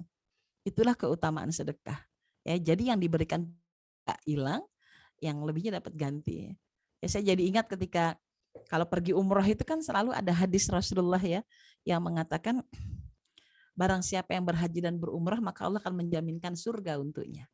Lalu Allah akan mengganti setiap dinar dirhamnya sampai ribuan kali lipatnya. Jadi dinar dan dirham yang dikeluarkan buat pergi haji dan umrah, itu kata Allah, aku akan kembalikan ribuan kali lipat. Bahkan dalam hadis yang lain dikatakan, aku akan mengganti setiap kelelahan dan kepayahannya selama haji dan umrah. Ini saya menyebutnya, makanya kalau suka ngajak orang untuk pergi umroh tuh jangan takut pergi umroh, jangan mikir duitnya, karena sebetulnya kita cuma ngedepositin doang ke Allah sebentar. Kelihatannya kita mengeluarkan uang 25 juta untuk pergi umroh, tapi sebetulnya uang 25 juta itu, kata Allah, aku akan kembalikan kepadamu, bahkan berkali-kali lipat. Dan itu yang saya alami Bunda. Saya pergi umroh sekali, dibiayai oleh Bunda Nino Warisman, saya itu dihadiahin, lalu saya memberangkatkan suami saya juga. Dan ternyata ketika kami berangkat berdua, bulan-bulan berikutnya keluarga besar saya ikutan berangkat gitu. Meskipun bukan uang saya yang berangkatkan, tapi keberkahannya itu mendatangkan berkali-kali lipat. Akhirnya anak saya berangkat juga, ibu bapak saya berangkat, adik-adik saya berangkat, sampai gitu ya, om tante saya berangkat gitu. Nah itu berkah dari sebuah apa ya istilahnya tadi mendepositkan biaya umrah, maka Allah akan lipat gandakan tuh kayak gitu peristiwa. Allah datangkan kebaikan-kebaikan berlipat ganda. Nah yang berikutnya adalah tentang bagaimana keberkahan ini juga nampak pada kehidupan Abdullah bin Mubarak. Abdullah bin Mubarak ini generasi Tabi'in. Beliau ini lahir dari seorang ayah yang bernama Mubarak. Saya ceritain kronologis Mubarak ini. Jadi Mubarak ini seorang budak yang mengurusi kebun delima. Sang tuan minta kepadanya, ambilkan buah delima yang manis ya Mubarak. Tapi buah delima yang asam dibawanya. Sampai 3 kali sang tuan minta, tetap buah delima yang asam yang dibawanya. Dan akhirnya sang tuan marah. Apa kerjamu di kebunku ya Mubarak? Engkau tak bisa membedakan mana buah yang manis dan buah yang asam. Kata Mubarak, Tuan, tugasku hanya mengurusi kebun delima, bukan mencicipi buah delima yang Tuan miliki. Demi Allah, sampai hari ini aku tak pernah mencicipi buah delima yang Tuan miliki. Sehingga aku tak bisa membedakan mana buah delima yang manis dan mana buah delima yang asam. Terkejutlah sang tuan bahwa ada budaknya yang jujur dan amanah seperti ini. Maka ia memutuskan akan membebaskan budak tersebut lalu akan menikahkan dengan putrinya. Sebelumnya diujilah kedalaman agama Mubarak. Ya Mubarak, kepada siapakah sebaiknya putriku aku nikahkan? Kata Mubarak, jika engkau orang jahiliyah, nikahkan putrimu atas dasar keturunan. Jika engkau seorang Yahudi, nikahkanlah putrimu atas dasar kekayaan. Jika engkau seorang Nasrani, nikahkanlah atas dasar ketampanan seseorang. Tapi jika engkau seorang muslim, maka nikahkanlah atas dasar kedalaman agamanya. Maka akhirnya Mubarak pun dinikahkan dengan putri dari sang tuan. Dan dari proses pernikahan tersebut lahirlah seorang anak yang bernama Abdullah bin Mubarak. Beliau adalah lelaki yang lahir dari keturunan yang menjaga kehormatan dirinya dengan amanah akan apa yang masuk ke dalam tubuhnya dari barang-barang yang haram, yaitu Mubarak ayahnya. Nah, Abdullah bin Mubarak ini seorang lelaki terkaya senegeri Baghdad. Beliau memiliki banyak jenis perusahaan. Sampai pada suatu hari, beliau juga memberangkatkan orang-orang untuk pergi berhaji dan berumrah.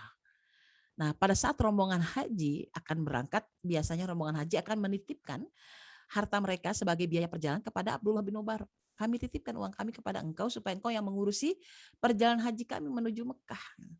Maka Abdullah bin Mubarak pun mengurusi perjalanannya, memberikan kendaraan terbaik, lalu memberikan tenda terbaik, lalu kemudian sampai di Mekah ditanyakan, apa saja oleh-oleh yang diinginkan keluarga kalian. Maka petugas kami akan membelikan makanan tersebut, hadiah tersebut, supaya nanti nggak repot-repot lagi, sibuklah engkau dengan ibadah. Lalu kemudian mereka semua menuliskan apa-apa yang dibutuhkan keluarganya untuk oleh-oleh. Setelah itu Abdullah bin Mubarak membelanjakan semuanya dan diberikan kepada semua jamaah haji tersebut. Dan diam-diam Abdullah bin Mubarak memerintahkan kepada petugasnya atau pegawainya yang ada di Baghdad agar semua rumah jamaah haji itu direnovasi. Supaya nanti sepulang haji rumah mereka lebih luas sehingga bisa menampung orang banyak yang ingin mengucapkan selamat atas perjalanan hajinya. Dan bisa membagi-bagikan oleh-oleh yang sudah dibelinya tanpa sepengetahuan jamaah haji. Kemudian akhirnya mereka pun selesai beribadah dan pulang kembali. Dan ketika mereka pulang, mereka terkejut rumah mereka sudah menjadi rumah yang baru. Kemudian mereka bisa berkumpul dengan bahagia bersama keluarganya. Dan setelah itu Abdullah bin Mubarak pun mengembalikan semua biaya haji itu kepada semua jamaah. Ini uang yang telah kalian titipkan kepadaku dan aku mengembalikannya kepada kalian. Masya Allah gitu. Jadi luar biasa Abdullah bin Mubarak itu ya. Ya dia tahu haji dan umroh itu cuma ketitipan doang. Setelah itu dia akan dapat ganti lagi. Jadi seakan-akan dia tuh yang memberangkatkan semua rombongan haji, lalu kemudian uangnya dikembali direnovasi lagi. Semuanya difasilitasi. Kayaknya kalau kita hidup sejaman dengan Abdullah bin Mubarak, kita termasuk orang yang dibiayai haji secara gratis oleh beliau gitu. Masya Allah ya. Ada nggak ya kira-kira di antara kita yang punya kedermawanan sampai sedemikian luar biasanya? Itu Abdullah bin Mubarak. Ya, terkenal dengan kedermawanannya dan lelaki terkaya senegeri Baghdad. Baik, terakhir kajian ini, terus gimana sih cara kita membentuk jiwa dermawan ya? Cara kita membentuk jiwa dermawan adalah bangunlah kebiasaan kedermawan itu dari awal ya. Jadi Rasulullah itu kan punya pribadi sidik, amanah, fatonah, tablik. Tapi ternyata ini adalah menunjukkan simbol kita memulai dari mana kedermawan itu kita bangun. Yang pertama adalah dari personality kita, sidik. Emang orangnya jujur, emang orangnya senang kepada kebaikan. Kan sidik itu artinya orang yang selalu berada dalam kebenaran. Emang orang yang gak pengen meleset dari jalan yang benar gitu ya. Dia selalu berusaha menjaga dalam kebenaran. Makanya buat dan hiaslah diri kita menjadi pribadi yang dermawan dimulai dari hal yang paling kecil yang kita miliki. Ya entah kita berbagi makanan ke tetangga ya. Kalau saya tuh membangun personality anak-anak tuh dimulai itu dari kami sendiri gitu ya. Ya misalkan ada keluarga aja, contohnya sederhana ada yang ulang tahun misalkan, berikan hadiah untuknya gitu. Supaya dia senang gitu. Atau kita ngumpul keluarga, yuk apa lagi pengen makan apa, bakso, ayo makan bakso gitu. Kita latih dulu tuh personality yang kayak gitu. Kadang-kala kalau anak-anak saya tuh misalkan Umi hari ini aku mau traktir gitu ya. Aku dapat uang gaji dari ngajar aku nih. Umi mau ditraktir apa gitu ya. Ya paling ya beliin aku tahu gejrot misalkan gitu ya. Yang sederhana aja. Tapi dari uang mereka gitu. Nah, itu kan membangun personality, kesiapan untuk selalu senang berbagi ya dengan apa yang dia punya dan apa yang dia bisa. Aku senang tuh kalau adik bisa traktir aku ini es krim. Beneran Umi mau aku beliin es krim, maulah gitu. Minta aja sama anak, kalau anak tuh punya uang sedikit kita minta gitu ya, supaya apa? Terbentuk personality senang berbagi, bahkan kepada orang tuanya dia senang gitu. Gak apa-apa buat latihan doang. Nanti kita juga begitu. Ya udah Umi traktir hari ini beli teh kotak kadang-kala gitu ya.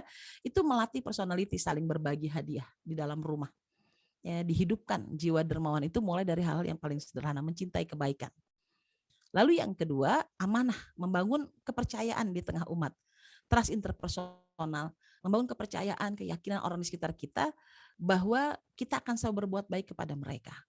Nah, ketika saya membangun ini, Bunda dan Ayah, yang saya lakukan adalah saya membangun sebuah kebiasaan-kebiasaan baik di rumah. Apalagi kayak kemarin, kita kan lagi lockdown gitu ya, sempat di awal-awal tuh lockdownnya lumayan hebat.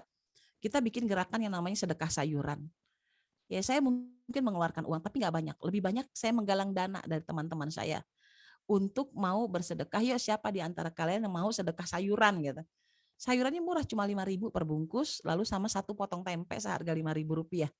Jadi mereka sedekah 10.000 untuk dibagikan kepada para korban dampak pandemi gitu. Dan ternyata Masya Allah Bun, banyak banget gitu yang percaya gitu. Akhirnya kami belanja sayuran, tempe dari pedagang tempe pabriknya. Lalu kemudian anak-anak saya menimbang. Nah ini jadi proyek gitu, jadi proyek. Setelah itu mereka membagikannya. Dibagikan ke komunitas ini, dibagikan ke komunitas itu, antar ke kampung Lio, saya bilang, antar ke ujung Bojong sini, antar ke sini gitu. Dan yang ngebagiin bukan kita, kita hanya ngedrop jumlah yang banyak kayak gitu. Dan itu anak-anak senangnya luar biasa. Mendapatkan kepercayaan, membangun pribadi dermawan. Ya, dimulai dari dalam rumah sebelumnya. Ada proyek yang memang kita siapkan. Nah, proyeknya saya juga pernah bikin proyek sampai sekarang masih berjalan juga, namanya Sibung, sedekah nasi bungkus. Ya, ada sijum, maka saya bikinnya sibung, nasi bungkus.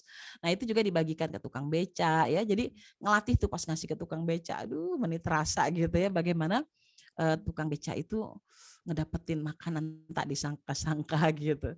Ih, seneng banget deh Bun gitu ya. Kalau kita bisa ngelola anak-anak dan keluarga kita untuk belajar kedermawanan, mulai dari hal yang sederhana. Bisa tadi ya kayak beli tempe, saya suka di tempe tuh beli tempe tuh murah, sedekah tempe paling enak. Harganya 5.000, gede banget. Boleh dipotong 2, boleh selonjoran gede gitu dibagiin ke tetangga. Ya, itu tetangga seneng banget. Ya, dan itu melahirkan trust interpersonal. Dan yang berikutnya cerdas, ya, fatonah. Jiwa dermawan itu kalau bisa diajak dalam sebuah komunitas seperti yang Bu Lela dan teman-teman sekarang ada, ini bisa jadi sebuah komunitas kedermawanan gitu. Di mana semua orang yang bergabung di sini memang pecinta sedekah gitu, pecinta walaupun sedikit. Ya, berlomba-lomba untuk melahirkan kebaikan-kebaikan dan proyek-proyek sosial di mana-mana. Karena banyak banget orang yang butuh hari ini. Terus pada akhirnya kita bisa membunyikan dalam bentuk tablik, yaitu Gema gitu ya, atau Gema, kumpulan para filantropi atau generosity, yaitu orang-orang yang punya kemurahan hati dan itu juga banyak gitu, jumlahnya banyak. Sehingga proyek ini bukan lagi menjadi proyek milik kita sendiri, tapi milik seluruh orang yang di dekat kita. Yaitu asik banget ya. Kemarin saya juga bikin proyek sama teman-teman, proyek sedekah ramuan ya, minuman ramuan COVID gitu seperti rempah-rempah, empon-empon. Itu kami bagi-bagikan sekeluarga-keluarga yang isolasi mandiri. Ternyata itu berharga banget gitu ya buat orang-orang yang sedang mengalami isolasi.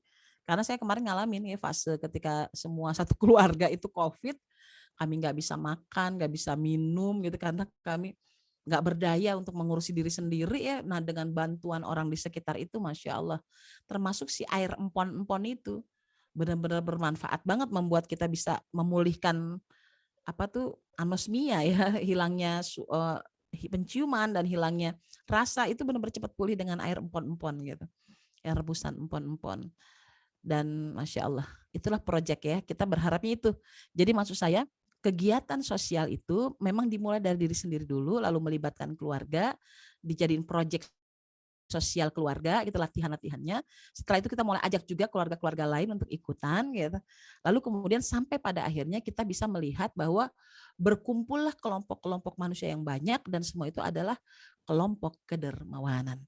Dan kedermawanan inilah hari ini yang bisa menyelamatkan insya Allah Indonesia dari COVID-19 dan bisa berakhir selamanya. Yuk banyak sedekah, yuk banyak mengeluarkan harta kita supaya bumi Pertiwi ini bisa cepat keluar dari bala dan bencana.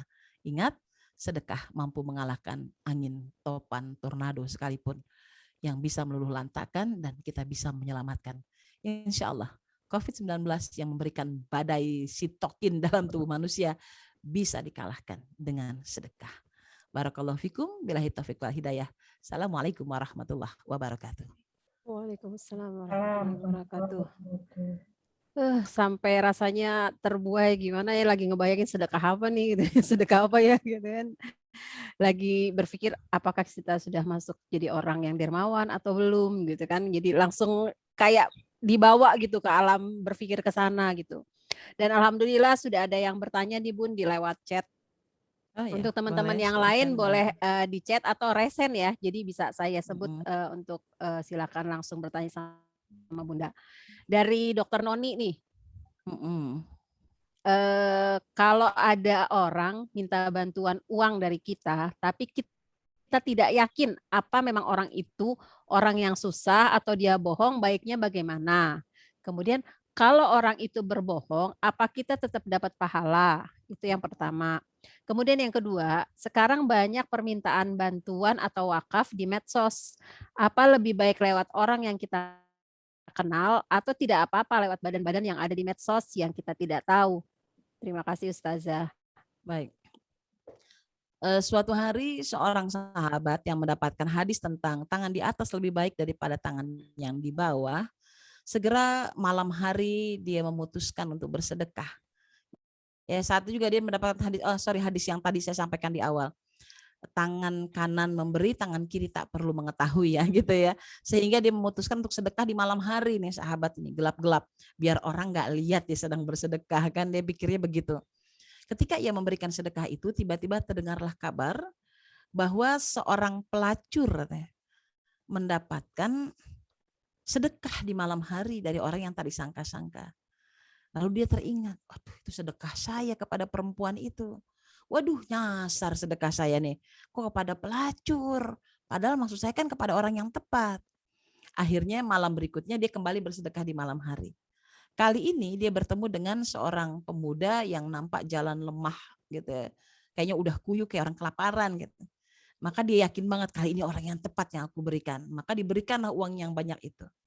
Dan ternyata esok pagi terdengar kabar bahwa seorang pencuri mendapatkan sedekah katanya, dan akhirnya dia terselamat. Dia kaget lagi, ya waduh gitu ya, semalam saya sedekahnya nyasar kepada pencuri. Maka malam yang ketiga dia sedekah lagi. Kali ini sedekah kepada lelaki tua yang jalan terbongkok-bongkok dan tertatih. Semua orang mendengar, ternyata lelaki itu adalah lelaki yang kaya raya. Aduh nyasar lagi sedekahnya. Maksudnya ke orang miskin, kok yang terima orang kaya gitu. Maka Rasulullah pun kemudian memanggilnya, dan dia mendapatkan kabar dari Rasulullah, tadi malam Jibril memberi kabar kepadaku bahwa sedekah yang kau berikan selama 3 hari berturut-turut di malam hari telah Allah terima. Bagaimana mungkin ya Rasulullah, itu 3-tiganya sedekah yang gagal katanya. 1 kepada pelacur, 2 kepada pencuri, 3 kepada orang kaya. Aduh udah salah sasaran gitu. Kata Rasulullah, ketahuilah, sedekah yang pertama membuat seorang pelacur berhenti melacur dan ia memutuskan tidak akan pernah lagi berbuat nista. Dan pencuri yang mendapatkan uang sedekahmu memutuskan tidak akan pernah mencuri lagi seumur hidupnya dan ia bertobat. Dan lelaki yang kaya itu sesungguhnya dia adalah lelaki yang bakhil. Dan ketika ia menerima sedekah, dia merasakan kebahagiaan di dalam sanubarinya yang luar biasa. Sehingga dia memutuskan alangkah bahagianya jika harta yang kumiliki ini ya, aku berikan kepada orang lain agar ia merasakan kebahagiaan seperti yang aku rasakan. Sehingga ia menjadi lelaki yang dermawan. Nah, kayak gitulah Dokter Noni ya. Jadi maksud saya adalah bahwa tidak pernah ada sedekah yang nyasar gitu. Ya kalau kita pakai timbang-timbang pakai akal manusia gitu ya, itu rasanya nyasar gitu ya. Aduh ini pakai ke lembaga sosialnya bener apa enggak ya, jangan-jangan goib gitu. Enggak jelas gitu ya, nanti malah nyasar atau saya kasih ke orang padahal kayaknya orangnya enggak susah-susah amat deh. Ketahuilah apa yang kita keluarkan kan niatnya karena Allah, udah nyampe walaupun orang itu mengkhianati kita. Walaupun orang itu mengkhianati kita. Sedekah kitanya mah nyampe, enggak pernah ketukar, enggak. Gitu, tetap sampai ke Allahnya. Bahkan orang itu berbohong, bahkan membodohi kita pun nggak akan pernah bermasalah gitu dengan pahala yang kita dapatkan. Tetap kita mendapatkan lipat gandanya, lipat kebaikannya, dan orang itu tetap mendapatkan apa yang dilakukan oleh dirinya sendiri. Nah kalau pengen aman memang jika memungkinkan ya berwakaf atau bersedekahlah kepada orang-orang yang memang ya ketahuan banget gitu depan mata ya kelihatan. Kayak kemarin saya ponakan-ponakan saya karena adik saya dia masuk ruang ICU sehingga keponakannya lah mengurus sedekahnya gitu. Ya, lalu kemudian saya yang bagian menyalurkan. Ya udah saya cari, oh ada panti asuhan, ada panti ini, panti tahfiz nih. Di sini nih, ayo kita datengin, langsung kita kasih makanannya. Kan jelas tuh, emang pantinya ada, lalu kita sampaikan, nah itu boleh kayak gitu. Atau memang tadi ke lembaga yang terpercaya, kredibilitasnya, ke lembaga amil zakat ya, kalau di Depok itu Zakat Sukses, ada rumah zakat, ada yang skala itunya, kemudian ada Basnas gitu, ada apa lagi banyak ya, dompet duafa, ada PKPU, ada apa ACT gitu ya, banyak benar sekarang mah udah banyak. Itu bisa aman. Apakah sampai? Sampai insya Allah. Sampai kepada Allahnya dan tidak akan pernah tertukar ya, tidak akan pernah tertukar.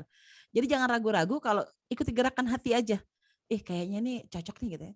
Jadi saya juga kemarin menyalurkan sedekah ke ini yang sedekah. Ini saya buka bukan karena ingin wah nanti hilang pahalanya, enggak, saya yakin kalau kan boleh ya sedekah dengan sembunyi-sembunyi dan terang-terangan. Kalau sembunyi-sembunyi dia mendapatkan pahala untuk diri sendiri, kalau terang-terangan dia bisa mengajak orang lain untuk bisa mengikuti jejaknya. Jadi kadang-kala saya ketika ketitipan sedekah kayak gitu, titip dong Mi, tolong disalurin ya. Saya juga lagi nggak punya waktu, saya lagi sibuk nggak bisa menyalurkannya, maka tiba-tiba tuh biasanya ada yang datang, ada WA yang Assalamualaikum Bunda, mau ikutan enggak? Kami rencananya ada program buka puasa bersama di rumah panti yatim piatu lembaga tahfiz gitu ya. Yang pesertanya adalah yatim piatu duafa adanya di Nusa Tenggara Timur, kan jauh tuh di NTT gitu ya. Ya udah langsung saya salurkan aja ketika gerakan saya di saat saya butuh penyaluran titipan sedekah orang, lalu kemudian saya tidak bisa memberi makanannya, ya udah saya transfer aja langsung gitu. Percaya aja, yakin aja, nyampe ke Allahnya gitu, nyampe ke NTT-nya, nyampe gitu insya Allah dengan cara Allah kayak gitu. Ikuti gerakan batinnya, Bismillah aja ya Allah gitu. Insya Allah sampai gitu. Itu dia Danoni. Itu Mbak Lela. Ya, jazakillah Ustazah. Langsung masuk lagi nih. Oke. Assalamualaikum warahmatullahi wabarakatuh. Bagaimana sikap kita jika ini dari Mbak Iis ya? Iya, sama-sama Noni. Bagaimana sikap kita jika kita berniat untuk membantu orang berkecukupan dan orang tersebut menolak untuk dibantu karena beliau memang berkecukupan? Iya, sebetulnya orang yang berkecukupan itu senang kalau dikasih sesuatu, Bun. Karena ternyata nikmat memberi dengan nikmat diberi itu beda rasanya.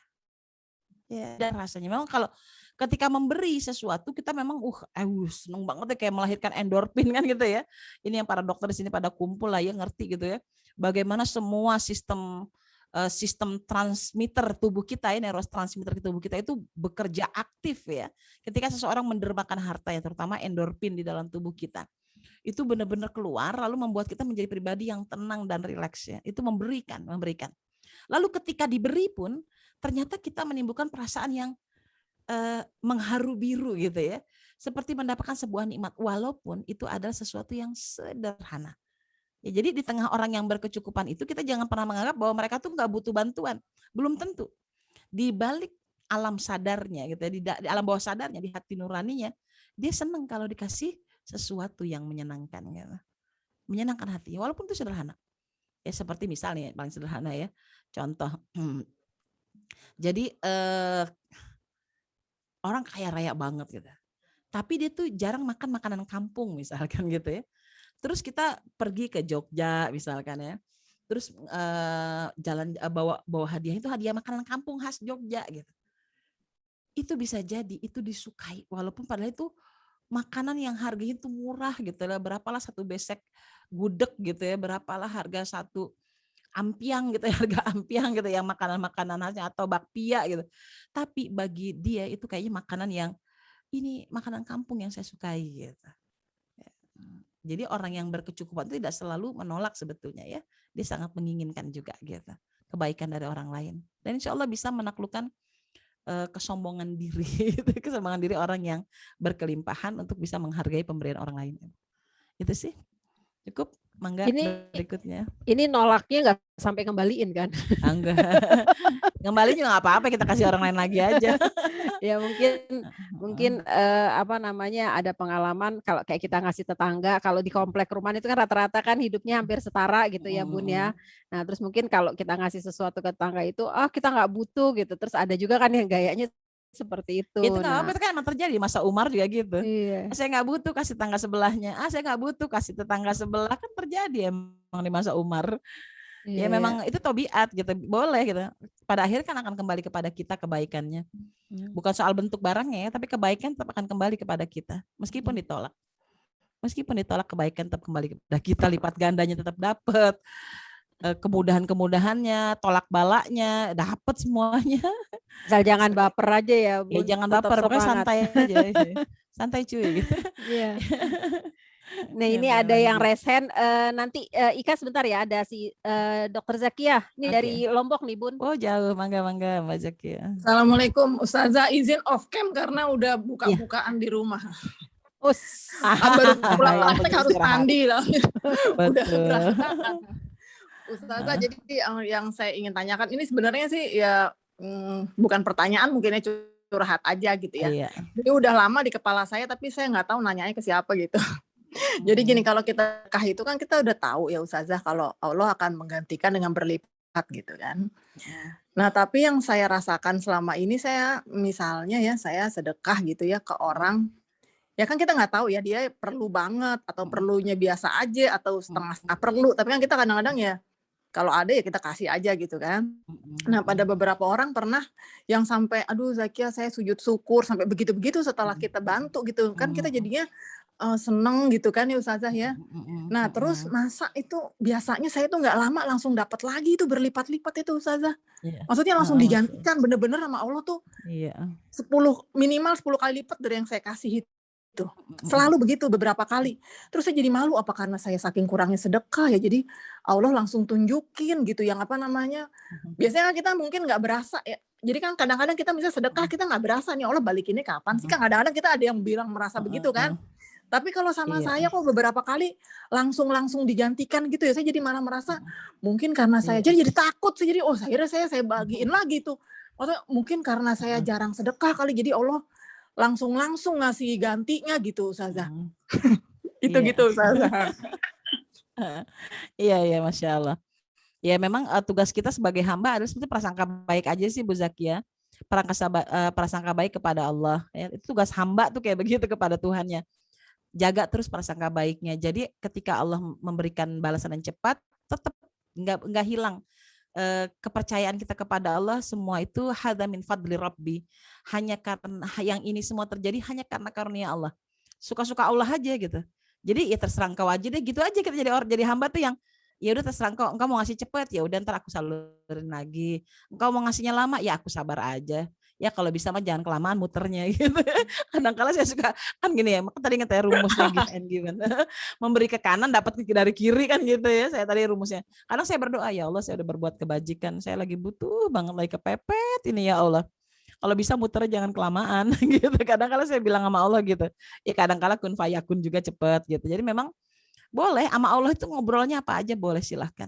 Jadi jangan pernah hilang prasangka baik kita kepada Allah. Tadi nggak usah perlu pakai apa Allah melaknat saya, apa Allah mengancam saya, apa Allah sebetulnya sedang meragukan kebenaran kebaikan saya gitu, segala macam nggak perlu, nggak usah mikir yang aneh-aneh. Udah itu mah hadza min fadli Rabbi gitu aja. Ini semua karunia Allah, sok Allah mau kasih cepat hayu, mau ngasih lama juga hayu lah pokoknya. Semua hanya Allah yang tahu waktu-waktu yang tepat gitu. Waktu yang tepat pengembaliannya. Jadi saya itu benar-benar Masya Allah, emang ini rahasia sedekah yang memang saya alami. Jadi memang adik kandung saya yang tadi saya ceritain masuk ruang ICU ini memang kaya raya banget, miliaran lah hartanya, rumahnya di sini sekian 6 miliar, ini 5 miliar. Itu harta semua ya saya bilang gitu. Hidup juga berkelimpahan. Cuman saya nggak pernah tahu rahasia-rahasia sedekah yang tersembunyi gitu. Dan kita baru tahu rahasia dia sedekah yang tersembunyi itu setelah dia sakit ini di ICU ini, kita baru tahu orang-orang yang dibantu oleh beliau itu bermunculan satu persatu datang mendoakannya dengan ketulusan dan mengharapkan kesembuhan. Ya, jadi sampai orang-orang kecil yang kita tidak pernah tahu, oh mama ternyata bersedekah ke orang ini kata anaknya. Terus cerita lagi, mama ternyata bersedekah ke orang yang sini. Dan itu hal yang tidak pernah diketahui oleh kita gitu. Ya, orang-orang bermunculan gitu ya, yang pernah merasakan kedermawanan adik saya itu. Wah saya bilang luar biasa gitu ya. Kalau punya harta berlimpah tuh begitu gitu. Jadi dia dapatnya mungkin nggak langsung, belakangan. Nah itu dia cadangan buat nanti lagi krisis. Nah krisisnya dia sekarang. Kita semua pada kena COVID sembuhnya gampang. Cuma dia doang satu gitu ya. Sembuhnya susah banget gitu dengan cara sampai masuk ICU. Sampai udah ya namanya sebulan di ICU, kebayang ya para dokter tahu lah proses yang terjadi. Alhamdulillah sekarang sudah bisa sholat kembali karena sudah sadar gitu. Allah itu Bu. Terus itu akibat sedekah itu sebetulnya yang membuat diri selamatkan. Sedekah masa lalu dibayarin nanti gitu. Nah Bu Zakia kalau pengen lama ya begitu. Ya mungkin itu tapi nauzubillah ya, maksudnya cadangan buat situasi krisis dibayarin nanti gitu. Ya kalau dibayar sekarang ya tadi bagus disedekahin lagi tuh bener banget. Malah jadi Untuk semangat ya semakin Ustazah ya. oh jadi penyemangat ya. semangat, iya. Masya Ya, Allah. Masya Makanya Allah makanya. ya. Ya, Ya Zakia Masya terima Allah. wakaf ke sini ya, jangan lupa. Jangan lupa itu transfer ke tempat Nuli tadi mana Nuli? Ya mungkin tepatnya kaget-kaget kali ya Ustazah itu Iya. gila langsung gitu Ya, kan. Langsung nih gitu kan. iya. Iya Ustazah, makasih banyak Ustazah. Ya Jazakillah khair. hadat min fadli rabbi insyaallah. Nuli nanti tunggu transferan dari Zakia ya. Insya Tadi yang udah Allah. di-share rekeningnya. Masya Allah, barakallah. Yang Ya, penting berkah aja Bu. Ini ada pertanyaan lagi dari Ika. Assalamualaikum Ustazah, izin bertanya. Ini mungkin satu pertanyaan terakhir kali ya Nuli ya. Udah sampai jam berapa lagi sih? sih? Ada satu lagi dari Dokter Alima, mungkin habis Oh, itu. oke. Oke, Kita habiskan dua yang ini. di chat ya. Ya. Kayaknya semangat ibu-ibu walaupun sudah malam ini. Saya pernah mendengar percakapan dua orang A dan B. A menegur temannya si B karena bersedekah dengan memberi langsung barang kebutuhan sehari-hari pada kaum duafa. Kemudian A berpendapat kenapa tidak bersedekah dengan lembaga atau institusi tertentu karena dengan demikian tidak merepotkan diri untuk belanja barang-barang kebutuhan sehari-hari tersebut. Dan temannya B tersebut dapat kerjakan hal-hal lain. Apakah pendapat ini benar? Iya. Dua-duanya benar. Jadi nggak ada yang salah. Yang karena salah kalau nggak bersedekah ya Ustaz. itu dia maksud saya. Jadi dua-duanya benar. Hanya memang berbeda kepentingan ya di dalam hal cara menyalurkan sama masalah cara dan metode saja. Satu sisi nilai positifnya bagi orang yang langsung membelanjakan hartanya, lalu kemudian menyalurkannya langsung, dia mendapatkan kepuasan ya. Dia melihat langsung orang yang diberikan, lalu kemudian wajah berbinarnya itu ya. Wajah berbinar orang yang diberikan oleh sedekah kita tuh kelihatan depan mata kita. Dan itu benar-benar nyehatin badan banget gitu, nyehatin badan ya, menyaksikan wajah-wajah orang yang membutuhkan, lalu kemudian mendapatkan gitu ya. Seneng ngeliat wajah kayak begitu, Masya Allah ya, gembira banget. Gimana rasanya orang yang internet saya bagus gak sih di sini sih? Kedengeran ya Mbak Lela ya? Cek kedengeran ya? Ya kayak gitu. Pokoknya satu sisi itu bagus sekali. Tapi memang repot. Itu harus mau repot. Saran saya kalau pengen repot kayak gitu memang libatin sistem ya. Jadi libatkan juga komunitas di sekitar kita, anak-anak kita ya. Jadi supaya mereka juga merasakan kebaikan-kebaikan kita, sama-sama ngerasain tadi perasaan bahagia yang sama gitu. Atau juga melalui lembaga, yaitu juga sesuatu yang juga mempermudah kita karena kita trust. Keuntungannya kalau di lembaga, kalau tadi di personal itu hanya cuma dapat satu sembako mungkin ya paling senilai 100 sampai 150 ribu ya sembako. Tapi kalau pakai lembaga gitu, lembaga itu dia bisa mengelola sampai kepada proyek-proyek amal soleh yang lebih besar. Bahkan sampai proyek pengentasan kemiskinan, proyek pemberian bantuan permodalan gitu. Jadi yang jauh lebih besar dan manfaatnya lebih terasa gitu. Bahkan bisa membangun sebuah rumah bagi orang yang tidak membutuhkan rumah itu kalau ke lembaga. Karena mereka akan mengumpulkan dari banyak tempat, lalu uangnya juga dalam jumlah besar sehingga penyelamatan kepada seseorang itu bukan lagi nilainya personal gitu. Tetapi memang terkelola secara sistematis gitu ya, sistematis dan penyelamatannya lebih besar tentunya gitu. Kan beda ya. Tapi juga ada pendapat yang memang juga ini menarik juga. Bersedekahlah dengan makanan pokok gitu ya. Karena makanan pokok itu adalah sesuatu yang akan menjadi daging gitu di dalam tubuh seseorang, dan daging itulah yang akan menjadi saksi kelak di yaumil akhir. Sehingga kenapa para ulama-ulama di zaman dulu paling senang sedekahnya itu beras katanya. Makanan pokok gitu. Jadi kalau saya sarankan kalau ibunda pengen melakukan sedekah dengan bentuk itu sembako gitu ya, itu beli beras aja tapi banyak jumlahnya gitu. Sekarung beras satu orang dapat 15 kilo misalkan ya, yang udah ketahuan tuh buat sebulan gitu, tapi rutin gitu, walaupun nggak banyak, misalkan pertama diprojekin aja Saya niatin mau ngasih 15 kilo, setiap 10 kilo deh 10 kilo, tapi pada 10 orang. Jadi saya niat 100 gitu ya. 100 karung ya. 100 kilo gitu ya. Terus 10 karung diberi kepada 10 keluarga. Setelah itu bertambah nanti, bertambah lagi bertambah. Boleh, kayak gitu juga boleh disiasati. Itu juga sama nilainya. Pokoknya kalau di matematikanya Allah mah ya, mau ngasih manfaatnya itu buat 2 orang, buat 1000 orang gitu. Itu di mata Allah mah lipat gandanya suka-suka Allah gitu. Suka-suka Allah aja. Karena kata Imam Ibnu Athaillah Al-Iskandariyah gitu ya dalam kitab Al-Hikam, nggak ada korelasi itu antara amal kebajikan kita dengan hadiah dari Allah sebetulnya. Suka-suka Allah kalau korelasinya itu. Mungkin kamu beramalnya sedikit, tapi kalau Allah sukanya ngasihnya banyak, ya Allah berikan banyak gitu. Makanya dibilangnya tidak bisa dikatakan kalau kamu memberi banyak, kamu dapat banyak. Dibilangnya apa ya istilahnya sejajar gitu ya. Memberi banyak dapat banyak gitu. Berbanding gitu. lurus.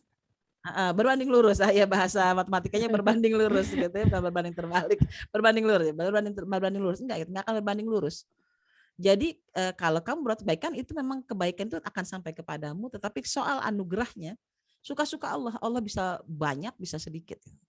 Gitu. Suka-suka Allah gitu ya. Biasanya insya Allah ngasih lebih banyak bahkan dari yang kita kira. Dan mungkin kondisional juga ya Seringnya Ustazah, kalau tetangga kita memang kekurangan sembako, kalau kita sumbang ke instansi ya belum tentu nyampe ke dia juga gitu ya, kan. betul, Iya, nggak nyampe kasihan. gitu Ya ya. lihat aja situasinya. Setuju. Ya, Lihat mana yang butuh. Kalau kan sebaik-baik sedekah gini juga boleh lah. Boleh juga dari keluarga terdekat dulu. Cara nyisirnya.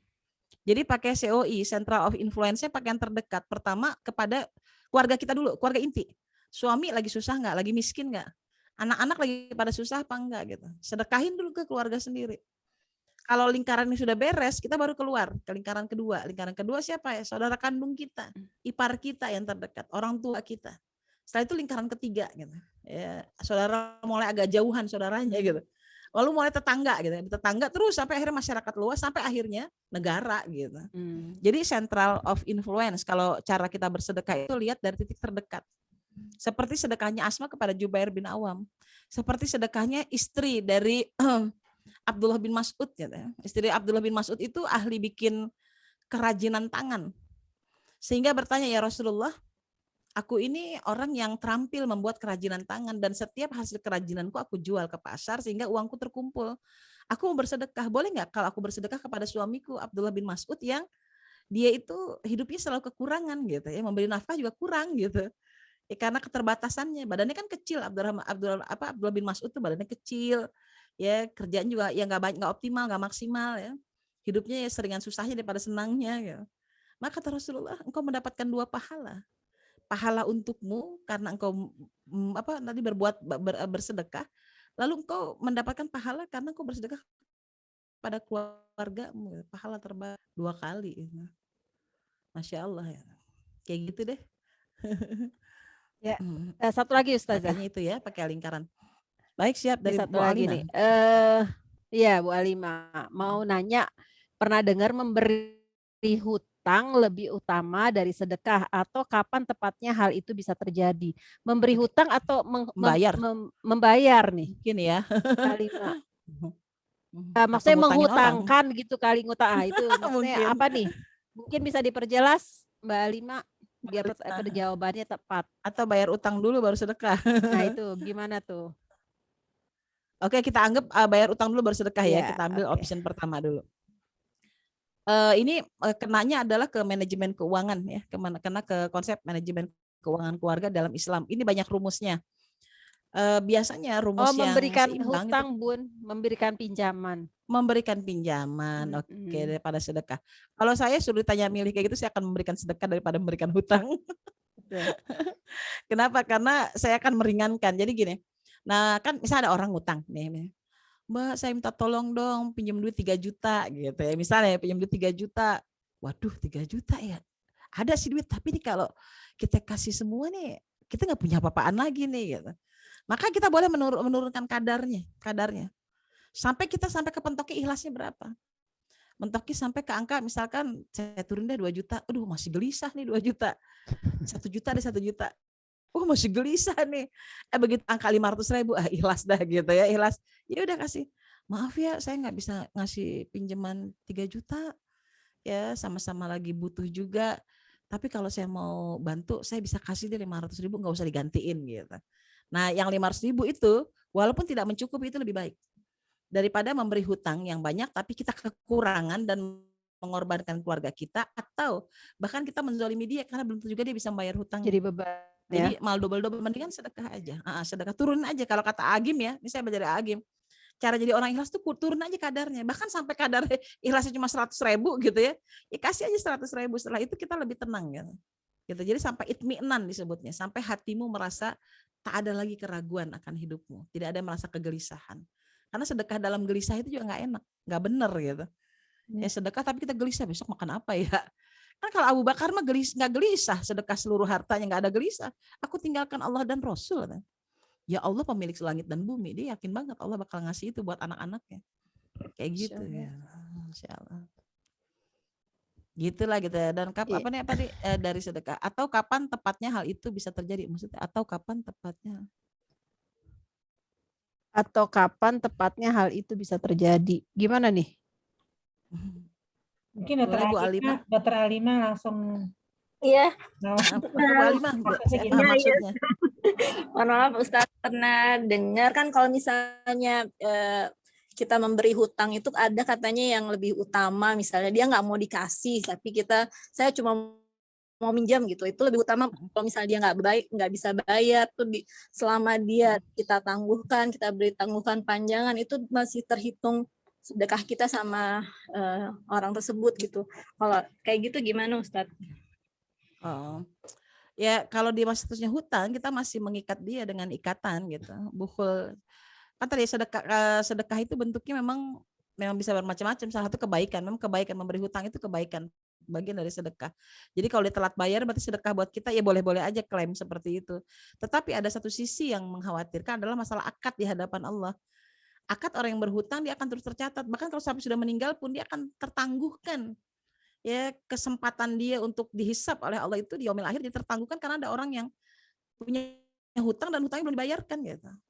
Jadi kalau ibu mau melakukannya, saran saya sih ambil yang win-win solution aja, yang tengah-tengah gitu.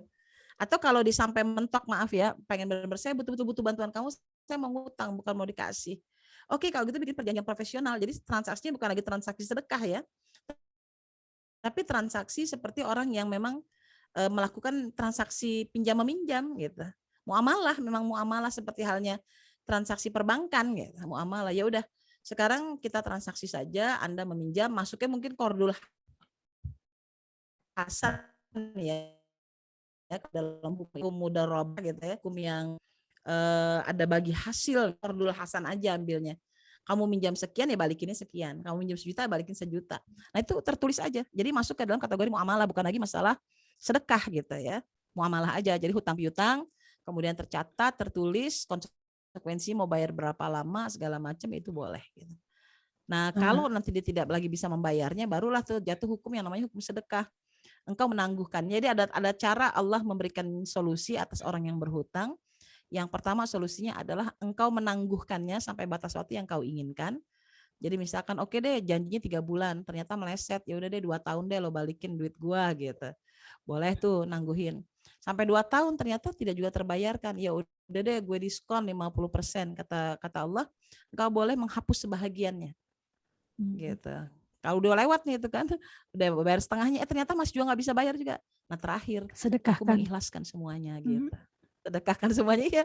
Nah itu, dan itu harus ada akad, ketok orangnya langsung kasih tahu, saya sudah mengikhlaskan hutang piutang kamu atas saya, karena saya sudah, dan kau tidak perlu lagi resah dengan hutangmu kepadaku gitu.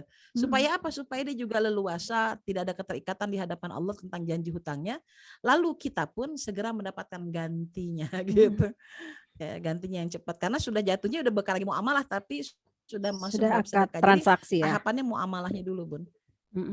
Ya akad transaksi muamalah karena hutang piutang, setelah itu ternyata tidak terbayarkan, masuk ke dalam kategori sedekah tadi, menangguhkan, memotongnya separuh sampai pada akhirnya mengikhlaskan keseluruhan.